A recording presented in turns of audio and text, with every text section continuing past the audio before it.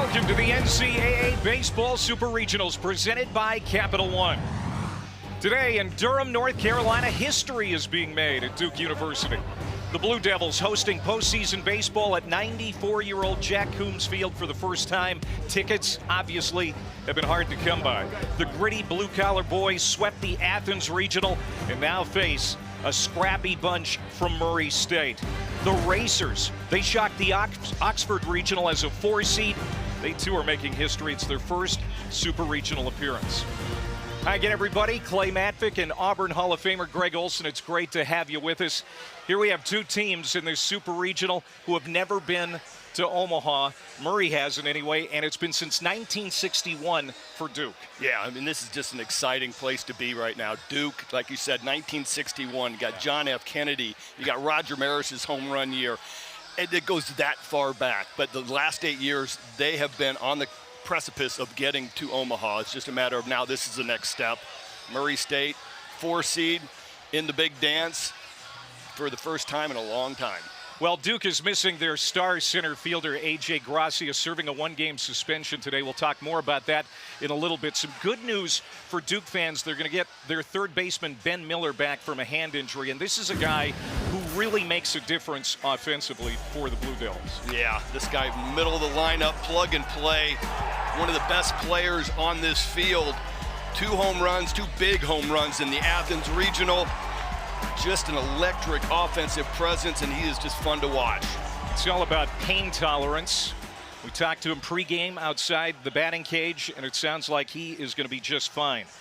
Meanwhile, the Racers, the 4th Missouri Valley Conference team in the last 5 years to advance to the Super Regionals. This is a team that can really swing a 2, scored 42 runs over the last weekend. Yeah, they showed well in Ole Miss last weekend. Yeah. Offensively, they hit 306. It's top 30 in the nation. They are 5th in the nation in doubles. These guys go up there with a plan, with an approach, and there is not one place that is too big for them. As I said, running through the Ole Miss Regional and doing what they did offensively. Well, Duke fans have been waiting a lifetime, literally, for this opportunity here in Durham. 2 wins away from its last College World Series appearance since 1961. We're getting the weekend started. Baseball coming up next.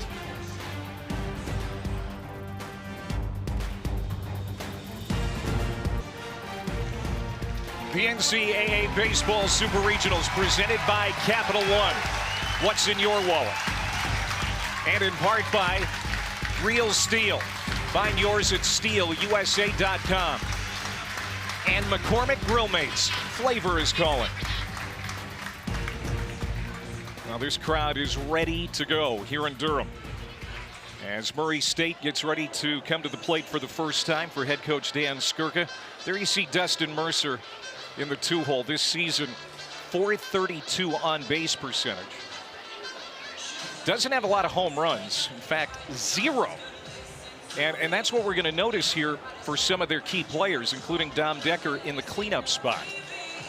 He has no home runs either, but they seem to be able to generate just enough offense all the time. Dan Skirka, Missouri Valley Conference Coach of the Year. His offense is going to face Owen Pruksch.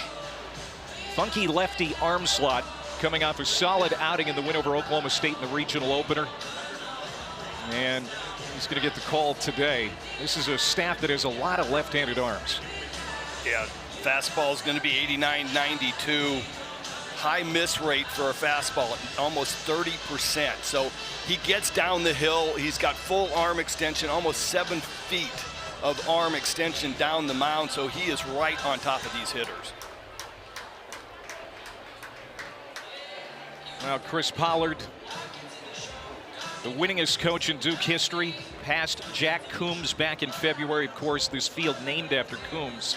And when you pass that guy, the field is named after, that says something. But what a run it has been for Chris Pollard in his 13 seasons. For the last 7, has made it to the Supers. Now trying to kick the door down.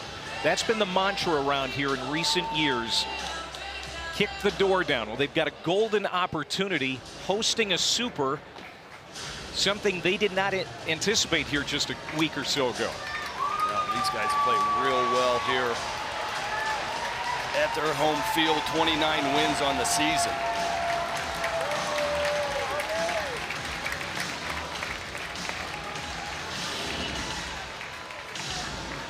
40-year-old Dan Skirka. He's been all smiles since clinching the regional last weekend. Missouri Valley Conference Coach of the Year. And he feels his team's kind of playing with house money right now, trying to pull a big upset and get on to Omaha. Here's Jonathan Hogarth standing in, and we're underway, and he swings at the first pitch. Hogarth, known for doing that low throw, but picked at first by Jake Hyde. So there is Ben Miller, and you notice that throw was a little off. That right hand, his throwing hand, is a little tender. Yeah, and right away the ball finds him. People that are struggling a little bit with something, the ball will find you early.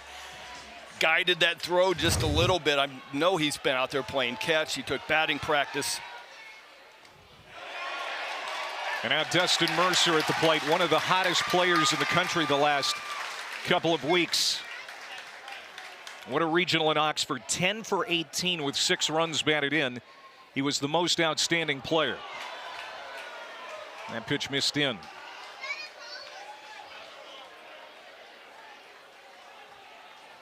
.351, no homers, 38 runs batted in.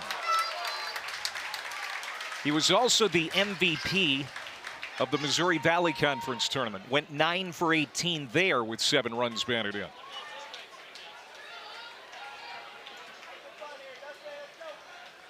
First all-time meeting between Murray State and Duke. 1 ball and 2 strikes to the 2-hole hitter Mercer. And the pitch from Brooks, swung on and missed, struck him out. Great start for Owen Brooks. Brooks has really taken over this ace of the rotation over the last 6 weeks. Nasty slider, down, out. That funky lefty delivery, man, comes right up on you. Nasty breaking ball. And now the right-handed hitting Carson Garner. Second team All-Missouri Valley. Veteran from Franklin, Tennessee. He's at third base for the Racers. And he has been at Murray State his entire career.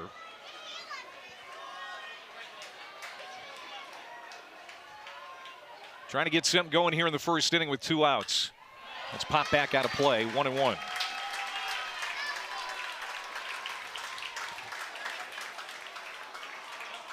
Murray State shared the Missouri Valley Conference regular season title with Missouri State and then won the league tournament. Just their 3rd year in the Missouri Valley after many seasons in the Ohio Valley Conference. And they won 4 straight games of that Valley tournament to get the automatic bid, and then had Magic in Oxford for 4 days. There's a strike, 2-2 as Brooks is trying to have a 1-2-3 first inning here in game 1.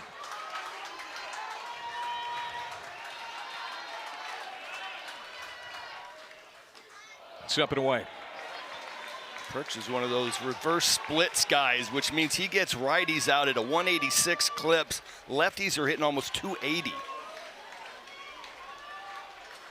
So it's going to be imperative for these right-handers for MSU, Murray State, to get the job done today. Down the line, and it is slicing out of play. You can see they've added a lot of extra seats, especially in the outfield. A lot of people wanted to see this event. First time in the 94 years of this stadium, Jack Coombs Field, that they're hosting postseason baseball. They've done a lot to this ballpark recently. It's going through a multi-phase facelift, put in new turf, new dugouts here in the last year. You can see they need the seat expansion. Foul back. Well, Chris Pollard said before the game when I was talking to him that, you know, they were really close to hosting in 2018, had a really good run. And he really felt like that the field was what was one of the aspects that kind of kept them from getting a hosting bid. Time called.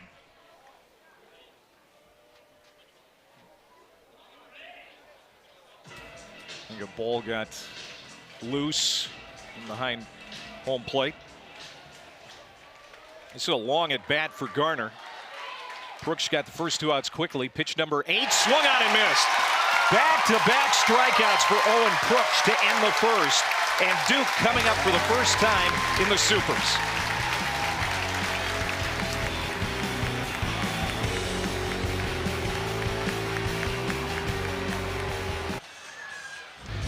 Let's go back to the region final in Athens. Oklahoma State leading Duke 2-0 in the 8th. A.J. Gracia, solo home run to cut the lead to 2-1.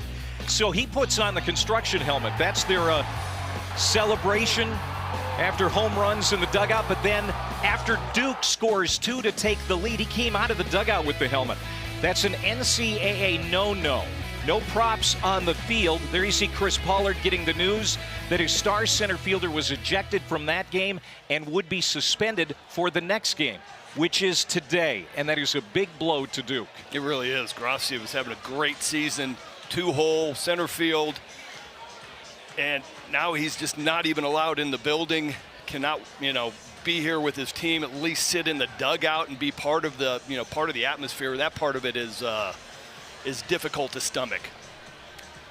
So here's Pollard's lineup. Wallace Clark, the most outstanding player in Athens last weekend, will lead it off. And then everybody after Clark essentially slides up with the addition of Kyle Johnson playing center field, the two-way player batting 9th. There's a chance we see him start the ball game tomorrow. Yeah, excellent two-way player. Right there, Nick Shuddy had a great regional last weekend. 170 pitches. Started on Friday, came back on Sunday. Fastball's gonna be 87 to 90. 2-seam, 4-seam, pretty even mix. Slider, changeup, curveball. This guy just knows how to pitch. Yeah, he threw a season-high 119 in his start last Saturday. So here he is a week later, biggest game of his life, as Wallace Clark stands in, the senior captain for Duke. And the first pitch is outside. Clark from Tulsa, Oklahoma. Second year at Duke after a couple of seasons at Oklahoma. Freshman of the year in the Big 12 at one point. Terrific numbers. And he fouls it back, a ball and a strike. You think of what he did to lead Duke in the regional last week. 9 hits, couple of homers, drove in 3. I mean, there were several candidates for most outstanding, but it went to Wallace Clark. Here's the 1-1 from Shuddy. That's wrap foul, 1-2. Wallace Clark's just one of those guys, gritty baseball player, long at bats, spoils good pitches until you finally make a mistake. He is on top. Shuddy's 1-2 to Clark. And now it's outside, 2-2. It's a very physical, very mature lineup. With the veteran leading it off. 106 homers for this team, 12th in the country. They had 7 in the regional last weekend. 2-2, and again, splayed foul.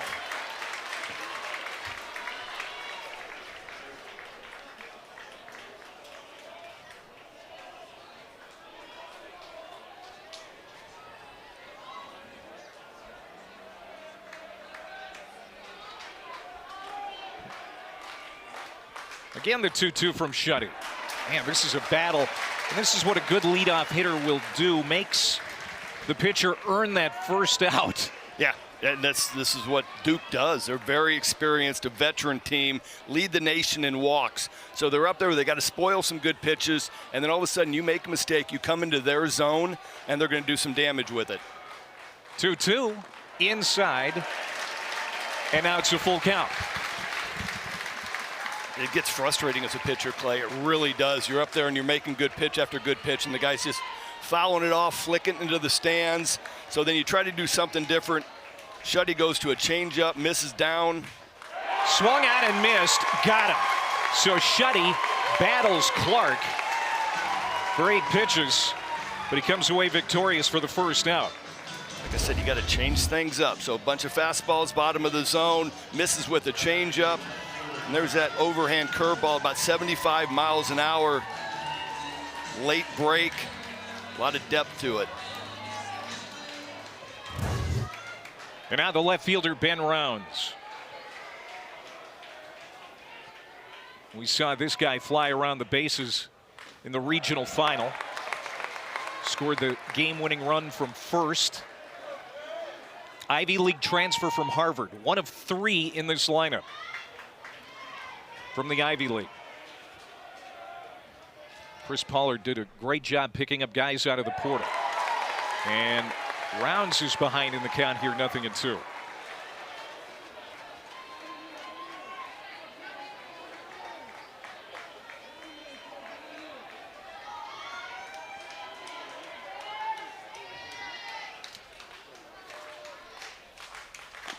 Struck him out on 3 pitches. Well, Nick Schutte, not known for overpowering stuff, but has a couple of strikeouts to start the game. And now Ben Miller's coming to the plate. This is what happened to him in the regional. Hit on that top hand. That throwing hand. And now we're going to see how he's able to adjust here this weekend. Well, he looked good in BP. Said it's just going to be a pain tolerance thing.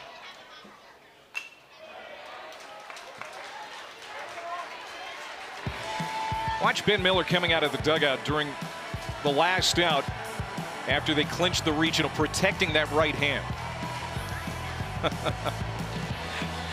Don't hit me, guys.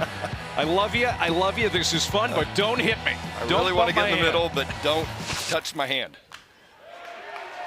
What a lift, though, getting him back. See, the hand just slipped off on that foul ball. He's got a little pad. Sorry, Clay. He's got a little pad underneath to try to absorb some of the shock from making contact. Right. 2-strike pitch. Breaking ball lifted into center field. And a lazy fly ball for Jonathan Hogart. And it's a 1-2-3 inning for Nick Schutte. Both starters with 1-2-3 firsts. We head to the second in Durham, no score.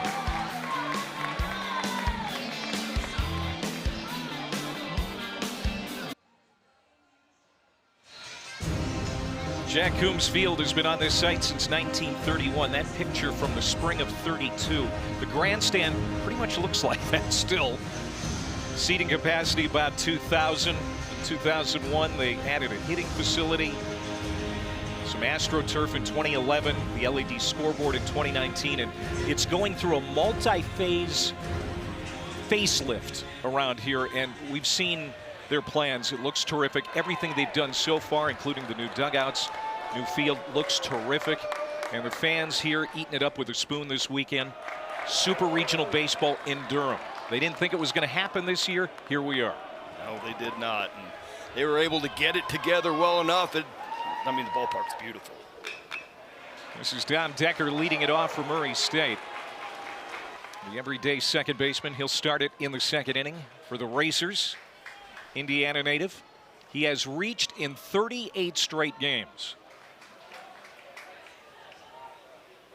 His on-base percentage nipping at .500. Tops in the Missouri Valley Conference.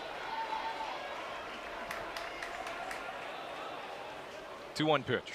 And there is the first base hit given up by Owen Pritch. First base runner of the ball game. And there it is, 39 straight games that Decker has reached, and Murray's off and running here in the second inning. I can honestly say in what I'll go almost 50 years of baseball, I have never seen a cleanup hitter with no home runs. How about But it? nice flat plane swing on time. Coach Skirka says that, man, he is always on the barrel. And there you go, great example of it, right up, straight back up the box. Great piece of hitting. And here's the 5-hole hitter, Luke McStoney. He doesn't have a bunch of homers either, just 3 on the campaign. Transfer from Cal State Fuller. Second team All-Missouri Valley. 344, 50 runs batted in. Swung out and missed. 0-2. You know, with Decker over at first base, obviously a situation where you might expect he would take off, but neither of these teams run a bunch.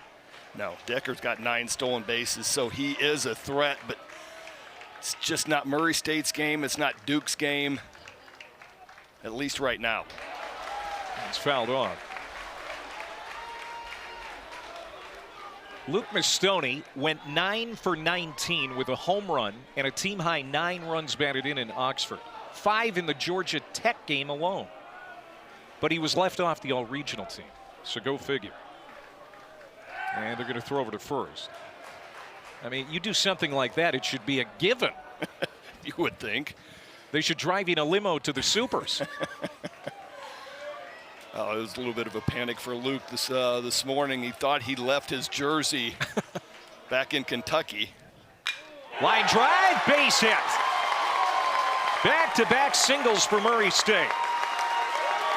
2 on and nobody out for the Racers. Well, we told you they can hit.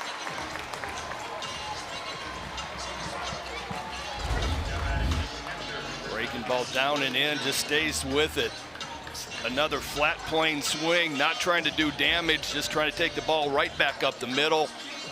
That allows you to stay on time, and if you're able to hit the fastball opposite field, you're going to be right on time for that slider. And Brooks is basically a fastball slider guy, very occasional changeup. First pitch swinging is Will Vierling, the catcher. And he's quickly behind in the count. Vierling, left-handed hitter catcher, first team All-Missouri Valley. Former Louisville Cardinal. That's up and in. Look out.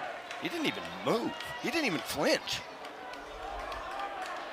I mean, that's disturbing for me as a pitcher. If I go with a fastball right up here and he barely moves, I'm like, all right, he's locked in. He has been a big lift to this Murray State roster. This could be 2. Well, it's going to be a tag at second as the shift was on, and that kept Murray State out of the double play. And the downside of the shift, you got nobody to take this toss. Routine, it would have been a routine 4-6-3. Instead, ground ball takes Clark a little bit towards the second base side, and the only thing that he can do, get up there and make the tag. Nice play. But a part of the shift that is against the analytics, I don't like that. So runners at the corners and 1 out for Dan Tocken, the big veteran left fielder. New York native.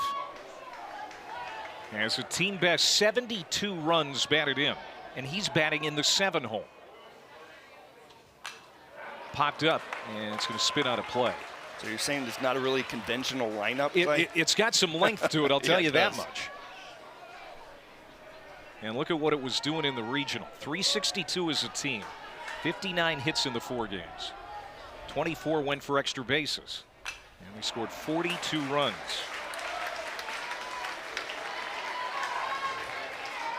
Tocken had a couple of homers and drove in 5 runs against Georgia Tech in the regional.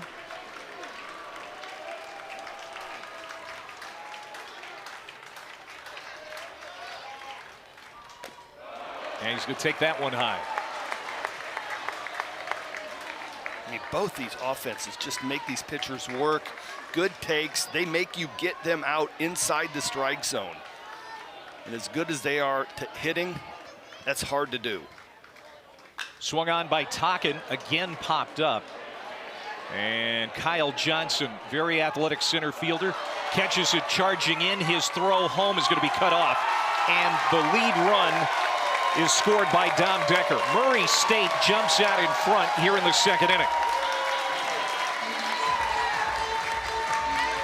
Once you get to 2 strikes, man, everything's off the table. You want to get something into the outfield grass. And Tocken does just that, gets that ball deep enough into center field. And Murray State on the board first, and they are 19-3 when scoring first. Here's the designated hitter, Nico Bermeo.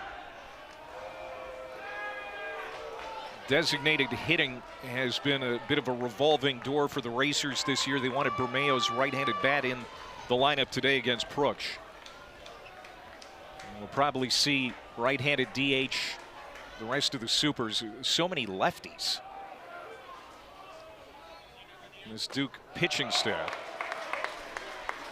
Bermeo, transfer from Division III Aurora University. Just his 11th start. 1-0 Murray State.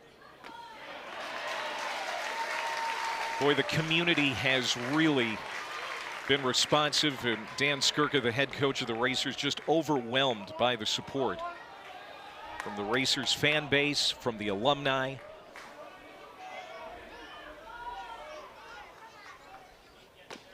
Swung out and missed. 1-2, and they have to be thrilled with this start. Oh, man, this is exactly what they wanted. Overcome the atmosphere. I mean, Ole Miss is about as tough a place to play as there is. And to go in there and do what they did, they were not afraid of the moment. Popped up, short right. Berger going back, but the right fielder Albright is going to march in and make the catch for the third out. But back-to-back hits to start the inning for Murray State leads to the first run of the Super Regional.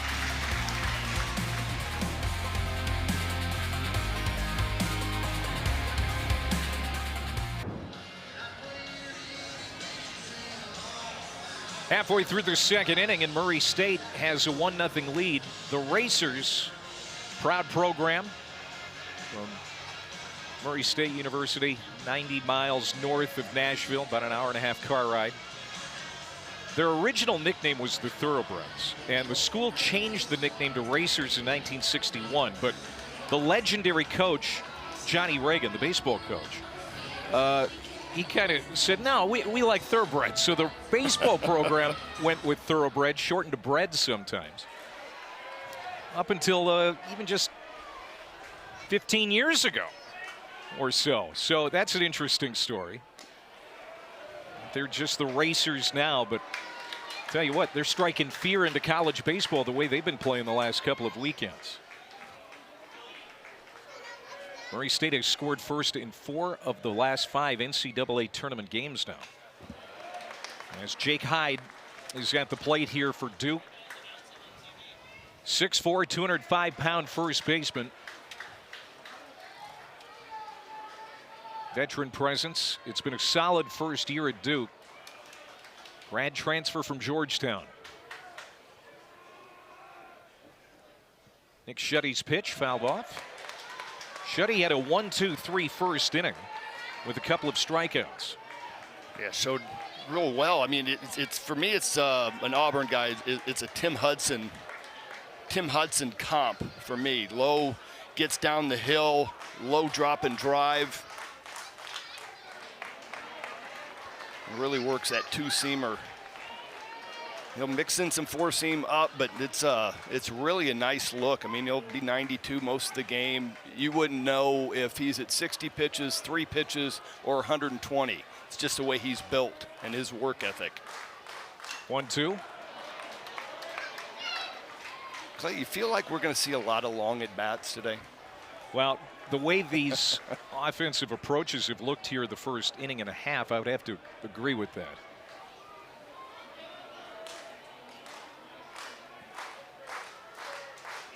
Again, a 1-2 pitch inside. Counters even to Jake Hyde. Got out to a slow start this year for Duke. First month of the season was hitting under 200, but now close to 300.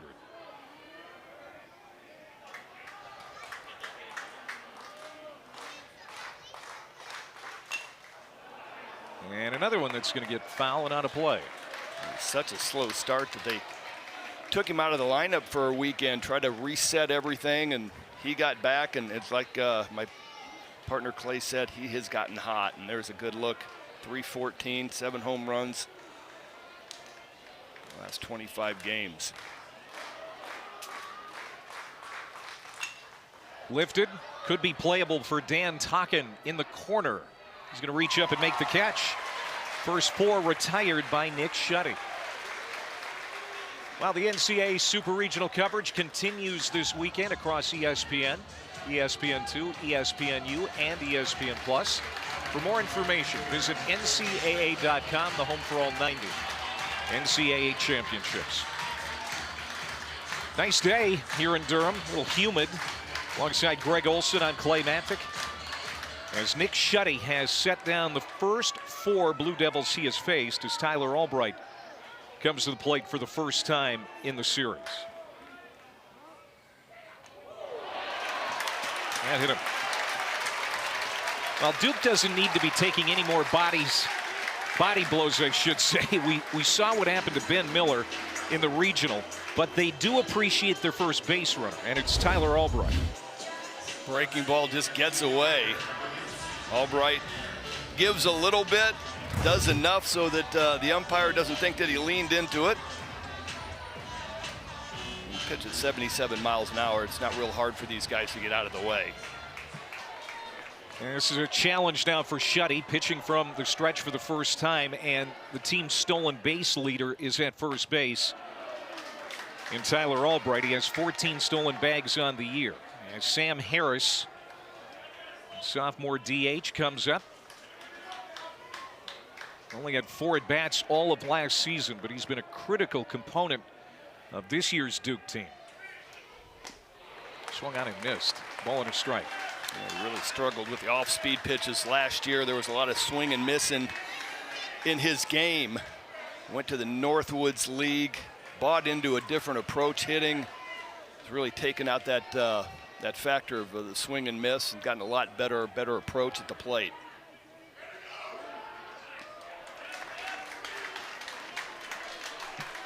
Sam Harris might have the most power of anyone Chris Pollard has had. That includes guys like Griffin Conine and Matt Mervis, both made the big leagues. Pollard will tell you he's just got light tower power. His power comes out best when he's working to left center.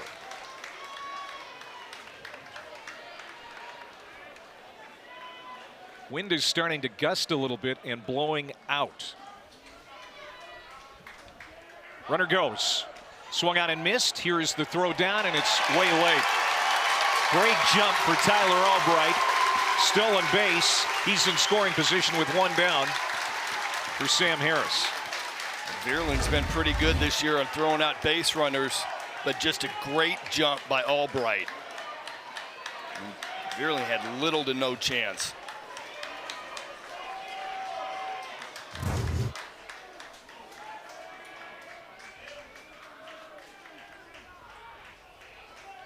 Two to Harris. Fouled off. We told you that Duke, doesn't run a ton. They had not attempted a stolen base in their last 9 games, but they saw an opportunity there for Albright. We talked about his ability to steal bags. That was his 15th, and now he represents the tying run. It's such an underrated aspect of the game, the focus level that it takes from the pitcher on a good base runner. 2-2. And hit him. Breaking ball gets away from Schutte. And now 2 on, 1 out. And the catcher Macon Winslow making his way to the dish. This is what Coach Skirka said when I was asking, we were talking about Schutte before the game. I was like, what are you expecting? What are you looking for? And he goes, you know what?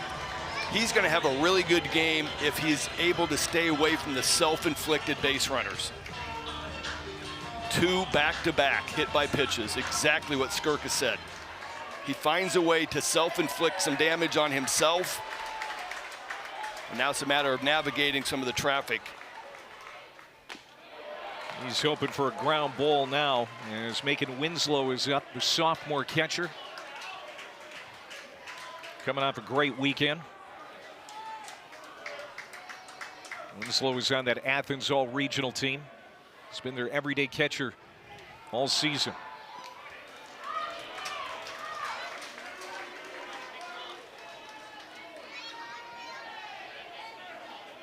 Murray took the lead in the top of the inning. Back-to-back hits. A couple batters later, Dan Tocken with an RBI sac fly. 2 strikes on Winslow. Winslow, a local product from about an hour and 45 minutes away in Hertford, North Carolina. And they have come from all over the surrounding area to watch Duke baseball this weekend. Albright and Harris on, and another foul.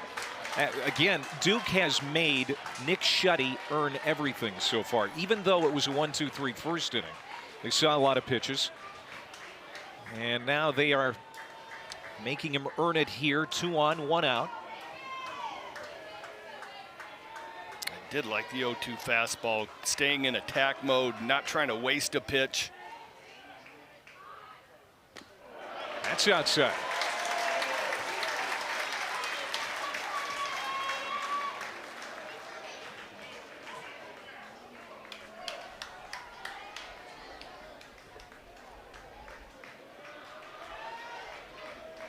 This will be the 20th pitch of the inning for Schutte. And the 1-2, wrap left side, stepping on the bag. And it's a double play to end it. Carson Garner had that gift wrapped over there at third base, steps on the bag, and then throws to first for the double play as Duke threatens but doesn't score. And you think of a tailor-made 6-4-3, how about a 5-U-3? Just a perfect ground ball double play.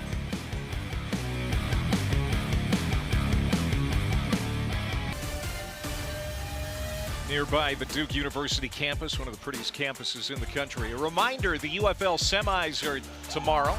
The USFL Conference Championship game between the Panthers and Stallions at 3 Eastern on ABC. And it's the XFL Conference Championship game, the Battlehawks and the Defenders on Fox. Trip to the UFL Championship Saturday, June 14th on ABC is on the line. And a trip to Omaha is on the line this weekend here in Durham. He's Greg Olson, I'm Clay Matvick. We move to the third inning. Murray State leading 1-0 as Connor Cunningham, freshman shortstop, leads it off. Missouri Valley Conference Co-Freshman of the Year. 254, 6 homers, and 36 runs batted in. Good breaking ball there from Prooks. Owen Prooks gave up a run last inning after a couple of hits right away to start the second. But for the most part, limited the damage. Now this one is hit well to right. Coming over to the line is Albright. He'll make the catch. Proksch was in the closing role for this Duke team, and they just really did not feel like he was getting enough work. They were leaving town, and he'd thrown 1 inning. He was not factoring any of the games.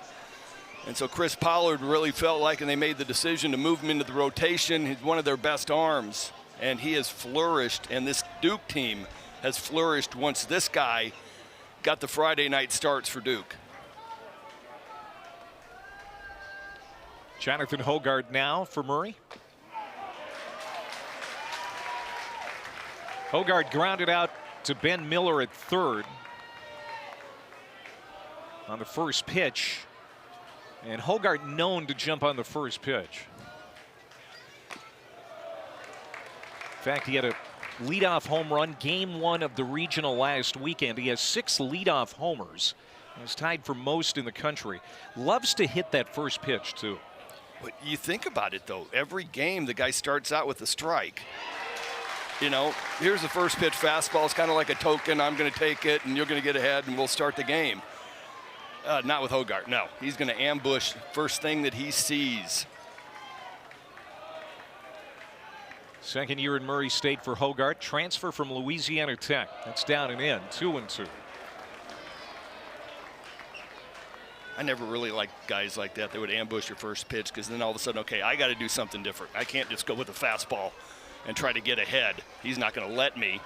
So now I got to throw a breaking ball. I got to throw a changeup. I got to do something that's not necessarily in my game. Hogard hit .400 in Oxford, 3 homers and 6 runs batted in. And his OPS is over 1,100 coming into the weekend. He pitches inside, so now full count. Duke has several capable arms that are well rested in the bullpen, many left-handed, as we talked about. Soft liner to left field, and it's sinking, and it's going to get down for a hit. Not the hardest hit ball that Hogarth's ever had, but he'll take it. One out base runner for Murray State. And that is their third hit here so far today against Brooks. Fastball tries to tie him up, and he's able to get enough of the barrel on it to flip it into left field. Probably an exit velo around 80. But it goes in the book as a stinging single.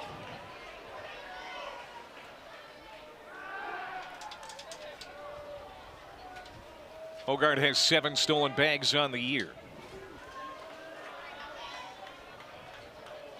As Dustin Mercer comes up, he was a strikeout victim of Brooks's in the first inning. Went down swinging. Mercer in his 4th year at Murray State, the transfer from Virginia Tech. He's been in the 2-hole for 3 straight years. Swings through that one.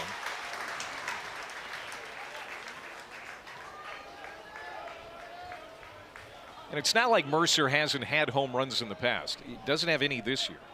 But he's changed his approach at the plate, concentrating on hitting line drives, hitting for average, getting on base. And it's served him well. Yeah, I'm sure he would like to have a few home runs, but he figures, you know, I'll run into one at some point. You would think that he would run into one. Like you said, 10 home runs last year. Completely changed his swing in the offseason or in the summer. Flattened it out.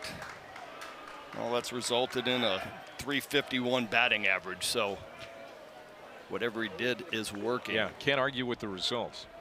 No, I like the 7 doubles too in Oxford. That's enough damage. Yeah.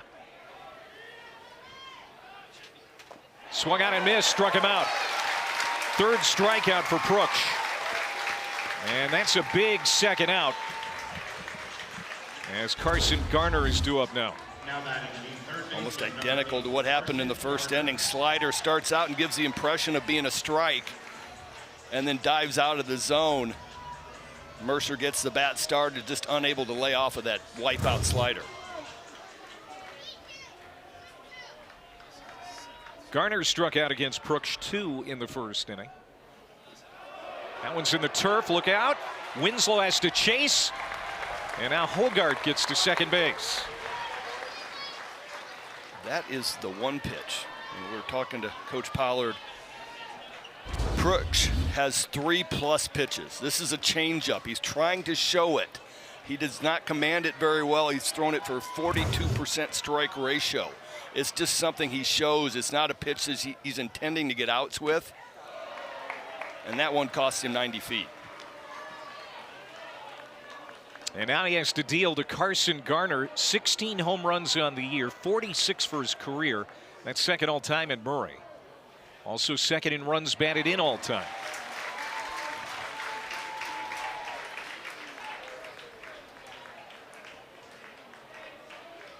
So Brooks trying to wiggle out of trouble for the 2nd straight inning.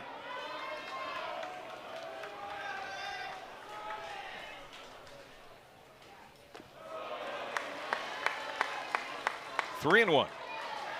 And the cleanup hitter, Dom Decker, is on deck. Well, you got an open base right here, so you're kind of picking your poison. Is it going to be Garner or Decker? Who am I going to give into and face? 3-1 in there for a strike, full count. And so that 3-1 breaking ball now everything's open. Garner's going to be in between fastball, slider. He just saw us 3-1 slider. Probably going to go to that. Fastball's in play right here. Inside, lost him. First walk allowed by Brooks. And so now 2 on with 2 out. We're going to talk to Dan Skirka, Missouri Valley Conference Coach of the Year, coming up. You know, he's 40 years old, but you'd never know it. I mean, he looks like he's 29. Oh, man, he has not been able to get that smile off of his face since he got here. Strike to Dom Decker. Decker started the 2nd inning with a base hit right back up the middle and came around to score 3 batters later on Dan Tocken's RBI sac fly. That's outside, 1-1. This is what we saw from Murray State during the regional.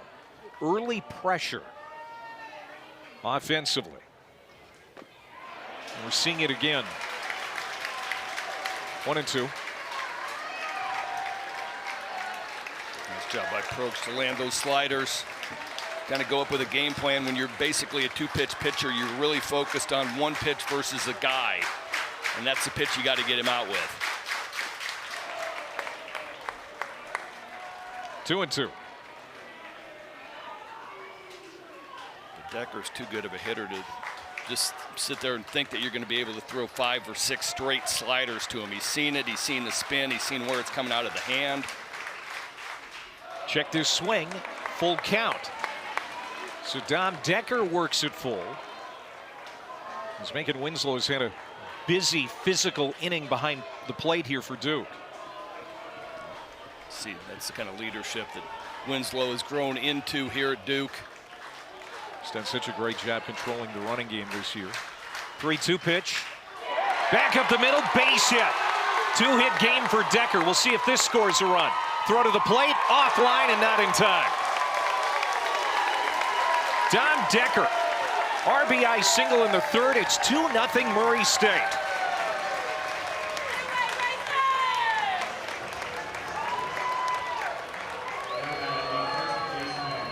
What I talked about, it's just too many sliders. It's tough to throw that many pitches of the same. It's 6 sliders in a row. He's too good of a hitter. This one's left elevated. It's not hit real well, but well enough to get into center field. And a little bit of bad luck for Duke. That ball came in from center field, caught the side of the mound and kicked it away from the catcher.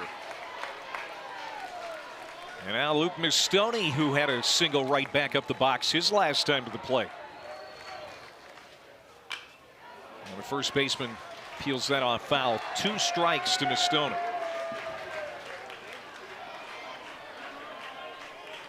A run in the second, 1 here in the third for the Racers. And their 4th NCAA tournament appearance, their first since 2003. First ever NCAA tournament game outside of the state of Mississippi. Last weekend they were in Oxford. Again, Winslow has to make a block. And I love seeing that. Just an athletic catcher. Great block.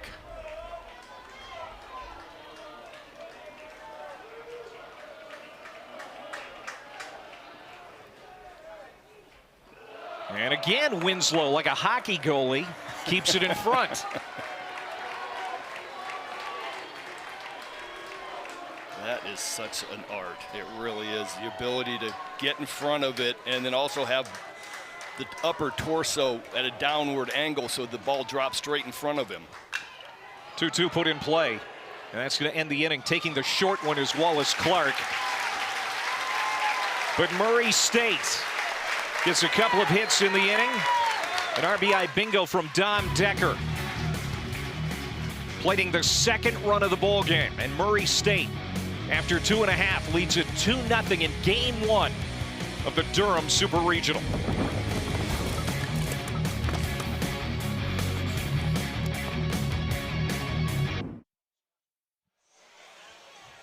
Wearing a hat today? Huh? Back here in Durham, let's bring in Dan Skirka, the head coach of the Murray State Racers. And coach, you've got a 2-run lead here in the third inning. Your offense the last couple of weekends has been terrific. How would you describe your offensive approach? Really just, it's a veteran group to begin with, so they got a lot of college at-bats under their belt, and they just trust each other. You know, nobody's trying to do too much. We are aggressive early. You know, we're trying to do some damage, but then with 2 strikes, they really do make an adjustment and grind out at-bats and make pitchers work. And just 1 through 9, we try to be as tough as possible on the other team. Well, Nick Shuddy's been good so far, 2 innings. Give us a little look into him, please. Yeah, you know, just got to limit the freebies. That's been Nick all year. And, you know, he hit the back-to-back guys with breaking balls. So, you know, as long as he's filling it up and letting us play defense, you know, that's when he's really good. So just look for that to continue. But if he keeps, you know, giving them freebies, they're going to get a hit at one of these points. Coach, we appreciate your time. Congratulations on all your success and good luck this weekend. Thank you. Thanks, Coach. There's Dan Skirka. His 9-year-old son, Keegan, is around here, running around the ballpark somewhere. I tell you what, he's kind of like a mascot for this team. He was funny yesterday. They were running little bunt defense drills, and he was one of the 5 guys in line to do one of the bunts. Got some good bunts down, too. Sure did. This is Jake Burger leading off for Duke here in the 3rd inning, trailing 2-0 now. 8, 9, and 1 due up. Burger, Kyle Johnson, and then back to the top of the order in Wallace Clark. Duke has no hits yet. And a couple of guys on in the 2nd inning against Shuddy. He hit Albright and Harris back-to-back, but Duke wasn't able to bring him home. As the 2nd ended on a 5 unassisted 3 double play. You don't see that very often. No, but that was as tailor-made as it gets.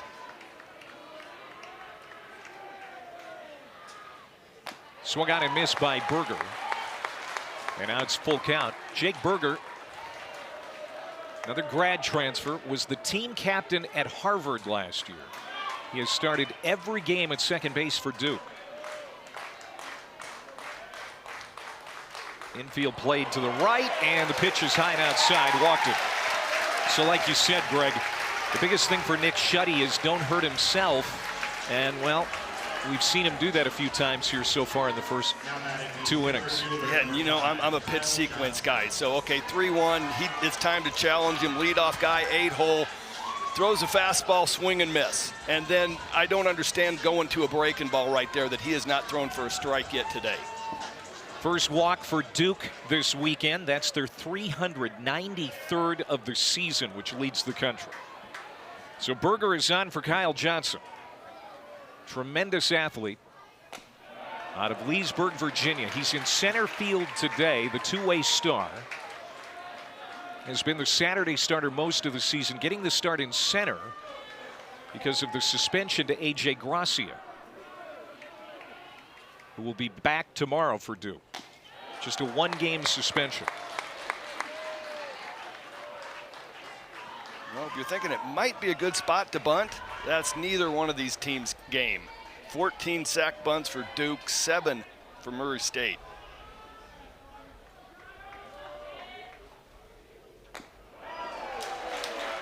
Johnson was Duke's first two-way freshman All-American last year. First since Marcus Stroman 15 years ago. Not bad company. No. Big leaguer.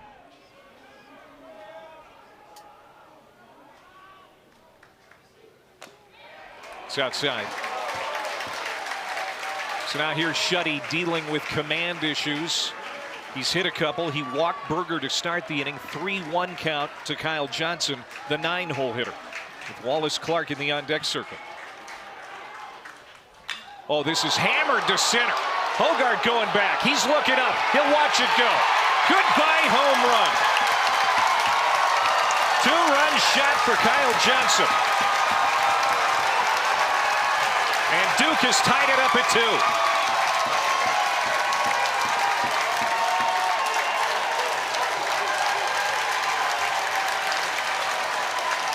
Fourth home run of the year for Johnson. Johnson in the lineup just because Gracia is out. What a plug-and-play athlete you got. And I mean, Kyle Johnson has really struggled this year against right-handed pitching. Hitting .091.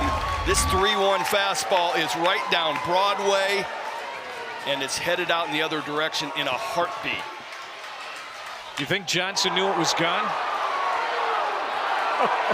Honestly, I really do appreciate Hogart giving it a little bit of a token effort, but that ball's like 300 feet past him.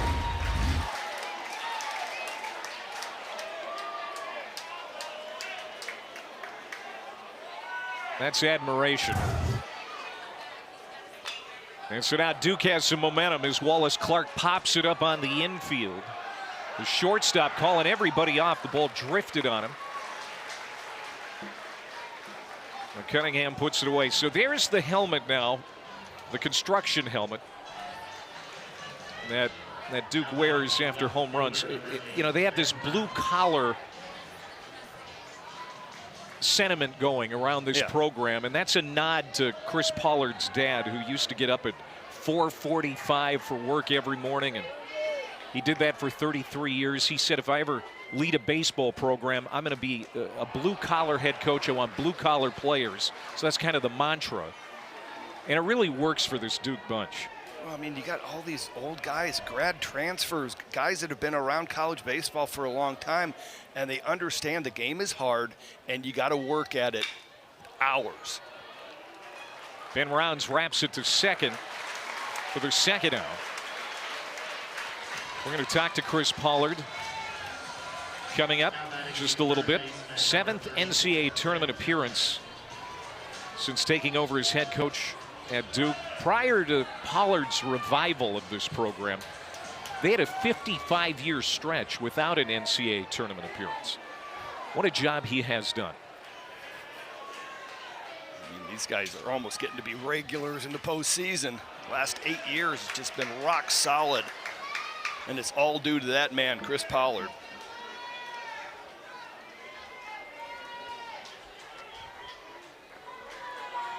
So the first hit against Nick Schutte is a loud one.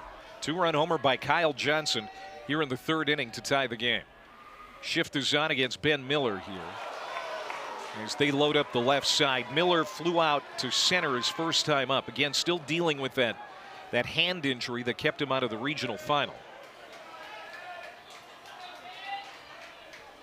I gotta believe he's still got some echoes in his head on a fastball. Once it gets run in, it's going to bring back a little flashback. Is that something as a pitcher you would use to your advantage? Yes, it would be. I mean, I'm not going in there with the intention of trying to hit him, but I am trying to move his feet and make him uncomfortable. He's a great player. And you can see Schutte is just working away on everything. And Ben Miller might have the best mustache in college baseball right now. The mustachioed hometown hero, Ben Miller. Obviously, his hand doesn't hurt too much to put on the mustache wax before the game. As that one's fouled back, and now the count is full. You can see every swing his hand is coming off. His right hand is coming off the bat. I'm sure it's trying to limit damage, but it's not helping his swing. The mustache is probably the best one in college baseball. You can still do that left-handed, Clay. With one hand? You're just twisting. 3-2, lined, but right at the shortstop. Cunningham snares it for the 3rd out. But bottom of the order damage done. Berger walks, and then Kyle Johnson comes up one bat later, and it goes next to the batter's side. And we're tied at 2 here in Durham.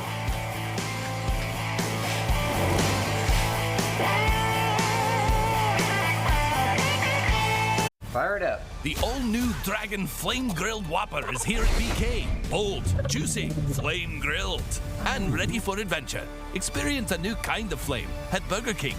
How to Train Your Dragon, coming to theaters June 13th.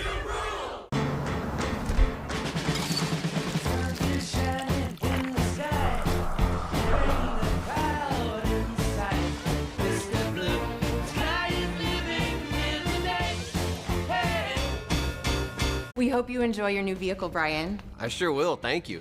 Absolutely. We always go the extra mile for our customers.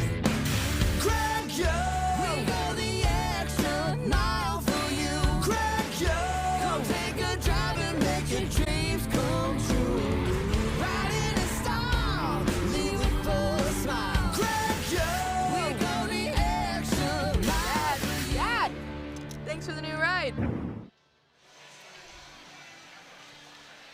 Duke ties it at 2. We go on to the 4th inning. Let's bring in Chris Pollard, the head coach of the Blue Devils now. And, Coach, not a bad situation when you can plug in a guy like Kyle Johnson into a bad situation and get that kind of production. Tell us about Kyle. He's the best two-way player in the country. Was a two-way player with Team USA last summer.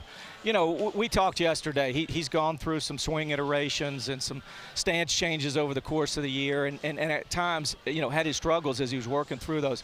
He's really been in a good spot the last 2 weeks. We've seen it in practice. We've seen it in sim game. We knew he was ready for this moment, and that was a great at-bat. Yes, it was. Tell us a little bit about Prooks. I mean, the big move was from the pen to the rotation, and you guys kicked it up a big notch after that. Incredible, you know, what he's done. We wouldn't even be here right now if it weren't for him moving to the rotation and the way he really stabilized the front end of the rotation and grew into a true Friday night guy, giving us length. He's a tremendous competitor. You know, a couple of those sliders we need to bury a little better, but he's given us everything he's got right now. We need him to go out and give us a shutdown inning. Real quick, Coach, speak to this atmosphere here in Durham, which they've been waiting a long time for. Yeah, it's awesome. That's awesome. Our players, these guys deserve it. The program deserves it, and really exciting to see this in Durham. All right, Coach, appreciate your time. You bet. Thanks, Coach. guys. There's Thanks, Chris Greg. Pollard, head coach of the Duke Blue Devils, winningest coach in Duke history, and hosting a super regional after winning regional last weekend as a 2 seed. Swung out and missed, and Will Vierling having trouble with the off speed of Prooks as well. That's what you're going to get. I mean, it's a lot of sliders. It's a tough matchup for a left-handed hitter. Now liner, and that's over the glove of Clark into left center field.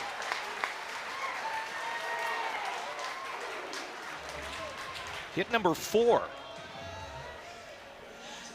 Man, this is just a nice piece of hitting. 2 strikes. He is able to stay on the fastball on time. It's a fastball at the belt. I really was waiting for another Prooks slider down in the dirt and another wipeout. Really surprised at Vierling, and just a great piece of hitting. So a man on for Dan Tocken.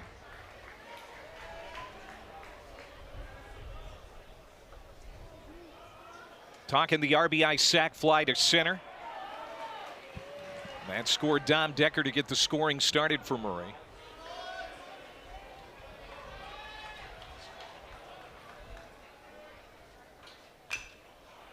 Breaking ball. Looped into left. This is going to be a tough play, and the left fielder Rounds avoids a collision with Ben Miller and makes the catch for the out. I don't think the intention from Prooks was to get this slider up and in, but it worked out perfectly. Long run for Rounds.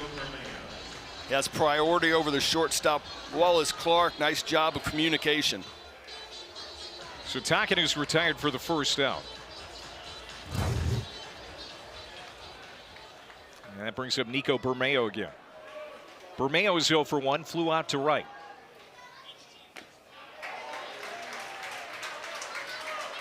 You know, you wouldn't know that Murray State at times this year has struggled against lefties the way they have swung it here today. And 262 is not an awful average as a team against left-handed pitching, but when you compare it to what they were doing coming into the Super Regionals against right-handers, it's quite a contrast. 323 against righties, 262 against left-handers. Swung out and missed. And Bermeo is a quick out. As Prooks now, after giving up the leadoff single to Vierling, it's Tocken and Bermeo easily. This is a slider that Coach Pollard said you need to get down a little bit lower. That's absolutely perfect. Gets a big second out, but what you were talking about, you know, that goes to how good these left-handed guys are against right-handed hitting. And then just the tough lefty-lefty matchup that Prooks brings to this equation. I mean, I'm thoroughly impressed. This offense is right on time and putting together good at-bats, right or left-handed. 2-0 to Cunningham, the 9-hole hitter. Lined out to right his first time out. Not your prototypical freshman, Connor Cunningham. High baseball IQ. His dad, Justin, is a Division III head coach at Lyon College in Arkansas. And you know, coaches' kids tend to just grasp the game differently. Yes, they do. They grow up around it. Well, you're seeing it with little Skirka. You know, you're on the baseball field all the time. You're around baseball players all the time. You pick up the nuances, and Cunningham is one of those guys. And looks at a strike there. Full count again. It just grew up around the game. You just understand it. Your dad, you know, you go home and you play Little League and you and your dad sit at the dinner table and that's all you're talking about. And I ought to know. My dad was a high school coach. Full count, wrap foul. But Coach Pollard said that both Cunningham and Decker, or the middle infield guys, were both dads are high school coaches, and he's like, it's just fun to watch those guys interact. Inside, hit him. Hits the 9-hole hitter Cunningham. After working a 3-2 count to him, 5th full count that he's had here today. And so Pruksch will now face the top of the order again, and Jonathan Hogart with 2 on. That would be 18 pitches, 18 hitters that have been hit by Pruksch.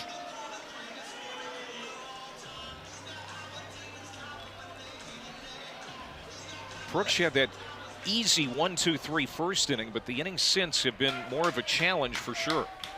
So 2 on, 2 outs, and here's Hogart. A single in 2 trips. And came around to score on the RBI single by Dom Decker.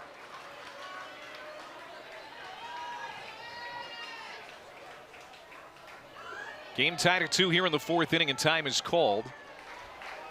As Brady Kirkpatrick, the pitching coach for the Blue Devils, is going to make a trip out to the mound. 83 pitches in 3 2/3 for Pruksch. Again, it has been a labor here at times the last few innings.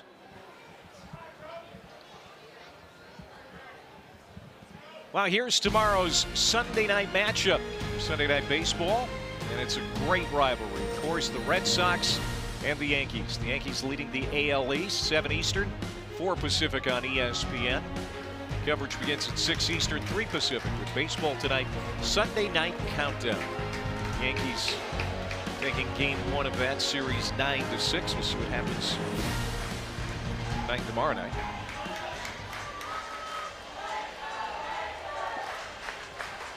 Now the Duke fans concerned, Yankee fans also concerned, it seems like.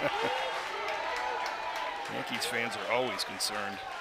1 ball, no strikes to Hogart, and Pruksch is going to throw to second. So Brady Kirkpatrick, terrific pitching coach, trying to go out there and reset Pruksch. What was the message? I'm sure it was just a little bit of a mechanical thing that Pruksch has got going on. You know, things have gotten a little bit erratic. Gets a ground ball, and it is going to be foul. That is called foul by the home plate umpire, Brian Miller. Murray State running the bases, but home plate umpire Brian Miller says that is a foul ball. You could see Pruksch was either, I couldn't tell if he was trying to field it or swat it foul. He was trying to keep it in fair play. He knew he had the out. I just don't know what he was going to do. He was hoping that he'd field it cleanly, pop up, little pop-up slide. He's trying to get it fair. Yeah. And I mean, it's a great effort, great play. Almost turned into a disaster. Yeah. Ooh, that could have been a bad collision. Hogart doing a hurdler's act to avoid that collision.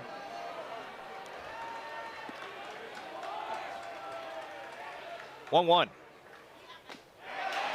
And now 1-2. At first glance, I thought that Pruksch was trying to make sure that that stayed foul once it went into foul ground. But I think you're right. I think he was trying to keep that in fair territory and get the out, but that was going to be a tough play. Yeah, no, I was watching it, and as a former pitcher, I'm thinking the same thing. Man, that's an easy out if you can get there. And now another one fouled. Just so, outside of third. Activity in that Duke bullpen. Mark Hindy, one of the many left-handers, already appears to be ready. William and Mary transfer, one of the many transfers as well for Duke. He's played a critical role out of that pen this year. Called strike 3. Pruksch gets out of the jam, and the Duke fans appreciate it. So Murray State strands 2 in the 4th. We stay tied.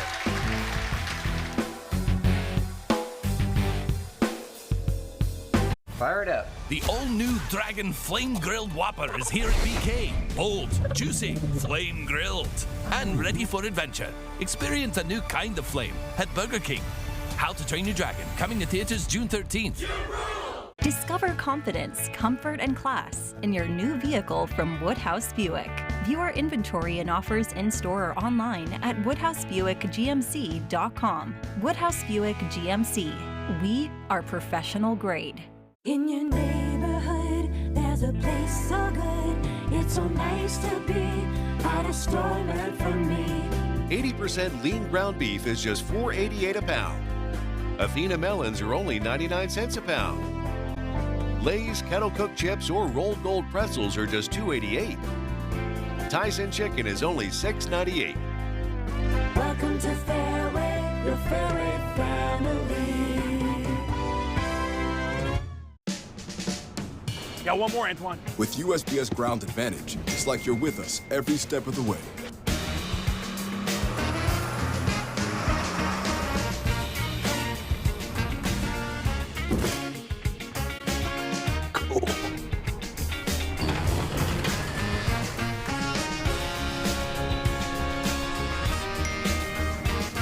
Right on time. Stay in the know. Welcome back to Durham and the NCAA Baseball Super Regionals presented by Capital One. Let's get you caught up on the Super Regional big picture. Miami is sending the Louisville Super Regional to a third game, as the Hurricanes even that series at a game apiece. And over in Chapel Hill, not that far from where we are here in Durham, North Carolina leading that series but trailing in the 7th to Arizona 6-4. Arizona got hammered yesterday, so the Wildcats, the Big 12 tournament champions, showing a good effort coming back today, leading late in that contest, trying to force a third game. I'll say this, Greg Olson, the ACC so far has done really well in this national tournament. They have shown very well, and they were not feeling a whole lot of respect after the SEC getting 13 bids, but and the ACC has shown up. Louisville doing what they've been doing all season long. Duke here, North Carolina. 4, 5, and 6 for Duke in this 2-2 game. Jake Hyde, Tyler Albright, and Sam Harris. Hyde flew out to left. He is 0 for 1.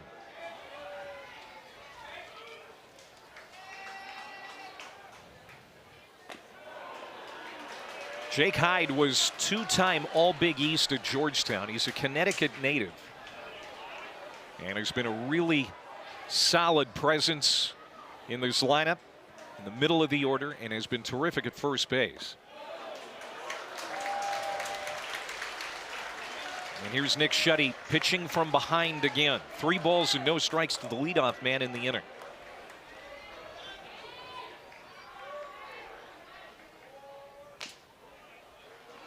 Ball 4, walked him. Second straight inning that Nick Schutte has walked the leadoff man. And you can see the look on Dan Skirka's face. That kind of says it all.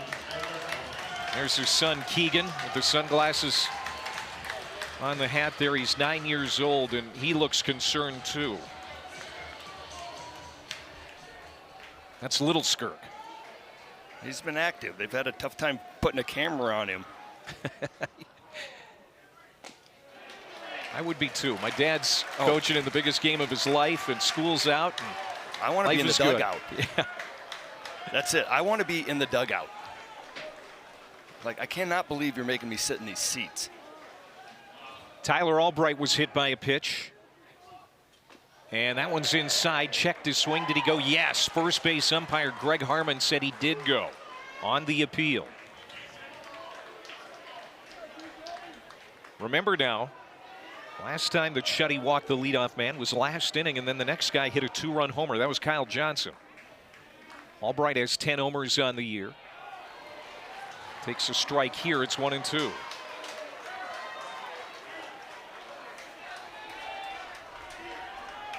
Dealt with a lot of leg injuries last year, lost his job. Went to the Appalachian League, was an all-star, really turned everything around in his summer of baseball. Tyler Albright Might remember had a great postseason a couple of years ago. Was on the Conway All-Regional team. Also had a 3-hit game in the Supers at Virginia. Like you said, last year, injury-plagued sophomore campaign. 2-2 to Albright. Ground ball to short. The flip to second. Decker's turn, and not in time. So Albright stays out of the double play with his speed. And there's one down now for Sam Harris. Tailor-made ground ball. Little struggle to get out of Cunningham's glove. And I don't feel like Decker got a great grip on it on the turn. He didn't get that great accurate throw.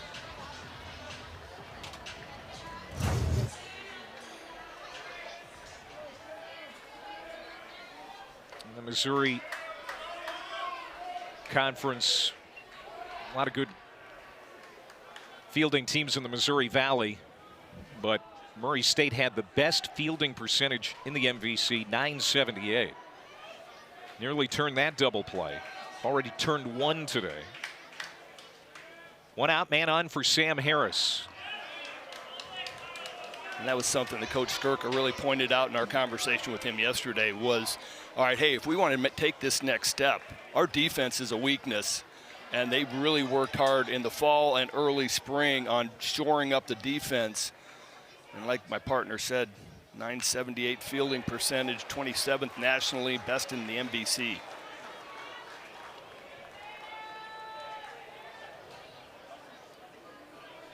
Nick Shetty was first team All-Missouri Valley. He's won 6 of his last 8 starts.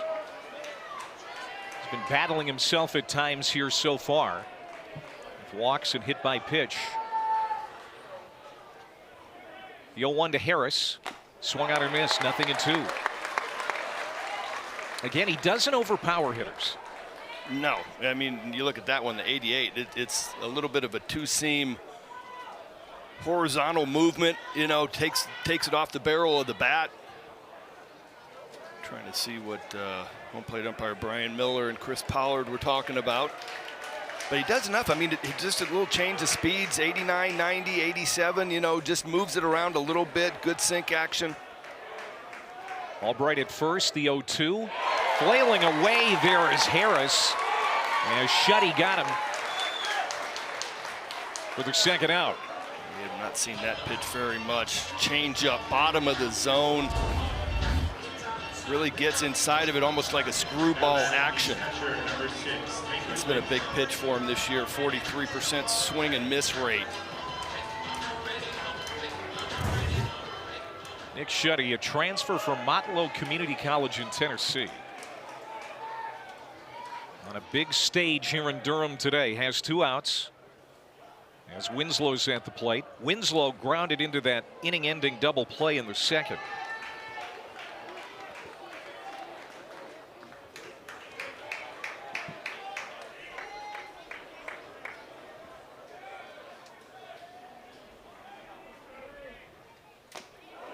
Up it in to Macon Winslow. Winslow, second cousin to Trot Nixon, who was born right here in Durham. There you go. I did not know that. Well, now you do. Thank you. You're full of useful nuggets. That's why it's just nice to work with you, Clay. You just, full of nuggets. Yep, full of nuggets. 2-0. All right, last 2 pitches, things have gotten a little loose, and that's, for a two-seam guy, that's kind of the missing spot, is when the front hip or the front shoulder starts leaking open a little bit, you miss up and into righties. It's outside. 3-0. Nick Shetty walked the leadoff man, Jake Hyde.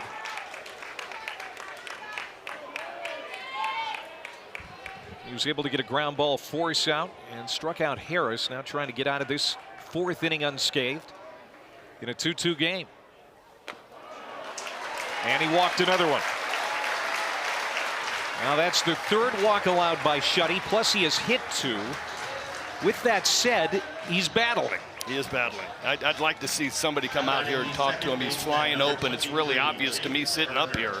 All the arm side misses And then the next move is if you try to take a little something off of it, you end up pulling it glove side. So it gets way wide like pitch number 3 was in the left-handed batter's box. So here's another look at it. And you can't tell, you can't look at a guy and go, wow, he's flying open. The only way you can figure it out is the result. The pitches end up getting missed in the same zones. And so the longer you pitch, the older you get, you start figuring out, all right, this is what I'm doing, this is how I fix it. And it doesn't take a walk and then a mound visit, and now you're behind the 8 ball. So the sooner you realize how you're flying open and how to fix it, the less damage you can save. With that said, they have a ton of trust in Shuddy. I mean, Dan Skirka just now getting the bullpen active, despite the walks and the hit by pitch. And we know that Nick Shuddy has gone deep into games. They're just moving around. That's where you look down in the dugout and you go, all right, what are you guys doing here? Get out of here. First pitch here to Jake Burger is down and in. So there's the actual bullpen. It's in foul ground down the right field line for Murray State. So the activity we saw, that was stretching activity for a reliever or two. Can't stretch on the field, so they can only take their warm-ups in the bullpen. And there's no place to sit out in the next to the mound, so it's an unusual setup, having been in a bullpen or two in my life. It's 94-year-old stadium. What do you expect? I mean, I love it though. It's great. It's old school. It is. And Shuddy is just struggling with it. He has not gotten it fixed yet. Still big misses. I think that's what gives this place character. 3-0 to Burger, and another big miss, walked him. Base is loaded for Duke with 2 outs. And here comes Kyle Johnson, who did this his last time up. Got behind in the count to Johnson on a 3-1 fastball. This thing is taken over the TV tower. And don't think that Shuddy is not well aware of that situation, is now standing at home plate. And he's going, man, I cannot find the zone. There's nothing I can do. I've missed with a breaking ball. I've missed with change-ups. And I cannot land a fastball. So he's got to find a way to get ahead with something other than a fastball.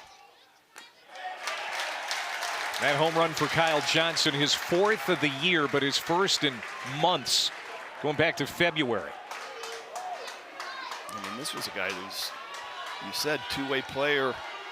You know, got a lot of time on the field last year as well as on the mound. There's a strike finally after 9 straight out of the zone.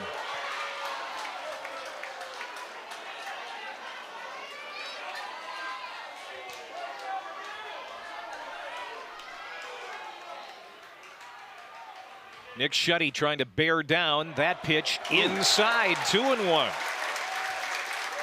Tyler Albright at third. Making Winslow at second base. Jake Burger just walked. He's at first. Base is full of Blue Devils. And a strike on the outside corner. Kyle Johnson shaking his head, doesn't like the call. Have you ever heard of a makeup call, Clay? A few times. Yeah, so I think that slider right before that was a strike. And this is what they do. I mean, that's what they used to do, would be a makeup call and like, okay, I got to fix the damage.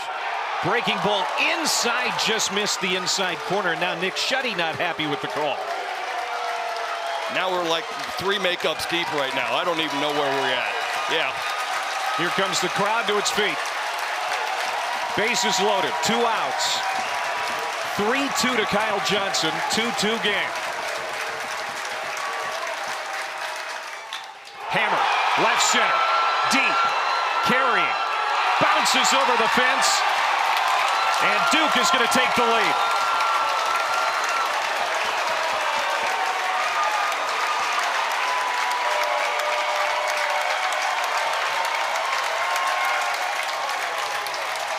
Two-run double for Kyle Johnson, who continues to deliver out of the 9-hole. Another fastball and a predictable count, bases loaded, almost identical pitch, fastball away, leaking back over to the middle. And Kyle Johnson laces this thing just a little bit too much topspin. But how about that plug and play guy right here? He was not supposed to be in the lineup if Gracia was playing. Got all 4 RBI that Duke has on the board. And now Wallace Clark. Yeah, Kyle Johnson has both of Duke hits, and they are loud hits.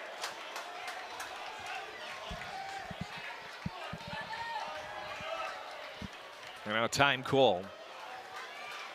And there's a good chance again that we'll see Kyle Johnson tomorrow. He's been their number 2 starter for several weeks. As long as he doesn't get his legs too tired from legging out these home runs and doubles.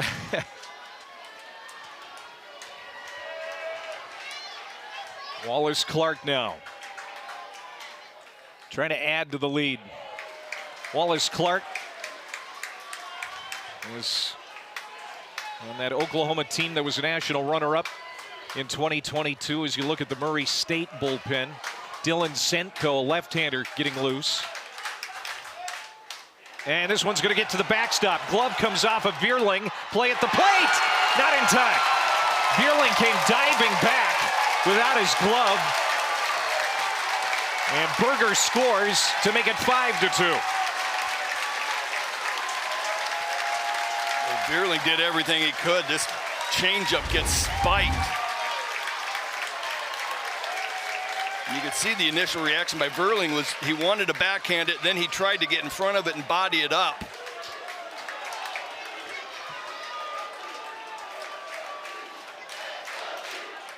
Great effort by Vierling. And out 2-1 to Clark. Way outside. And Shuddy is at the end of his rope. And it's just as simple as just his front hips flying open, and he doesn't know it. He's not aware of it. He's just sitting out there fighting against this mechanical issue that he's got going on. And lost him. 4th walk of the inning for Shuddy. And the inning carries on. The frustration is that he's going, there's nothing I can throw for a strike. You see the walks. This is Duke's specialty. You're just playing into the Blue Devils' hands right now. If you're Nick Shuddy, 5 walks today. And the bullpen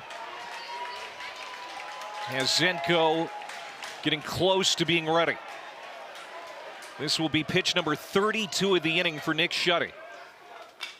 And Rounds fouls it off. Ben Rounds 0 for 2, struck out in the first inning and grounded out to second in the third.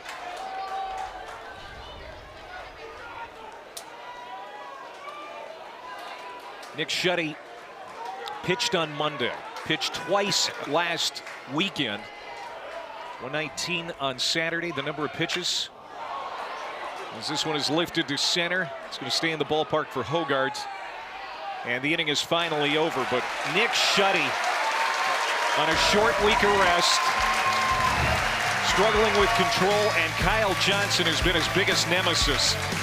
4 runs batted in, a homer, and now that double as Duke leads it 5-2 after 4 here in Durham.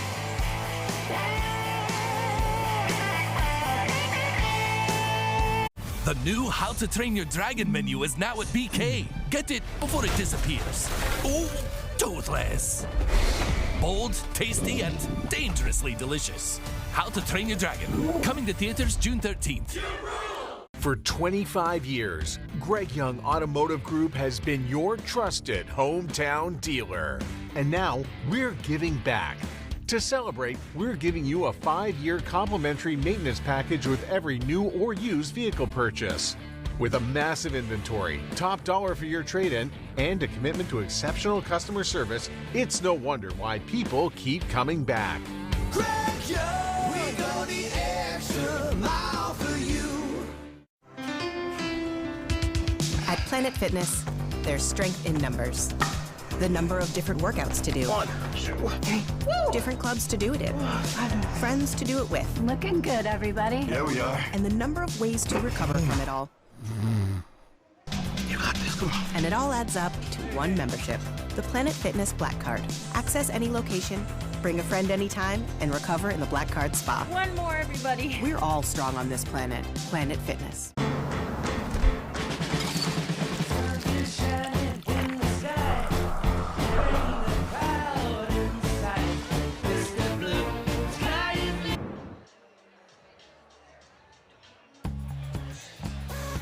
Well, Duke baseball has had a resurgence under Chris Pollard. Let's put it into context for you. Before Pollard, 108 seasons, 5 national tournament appearances, and 11 national tournament wins.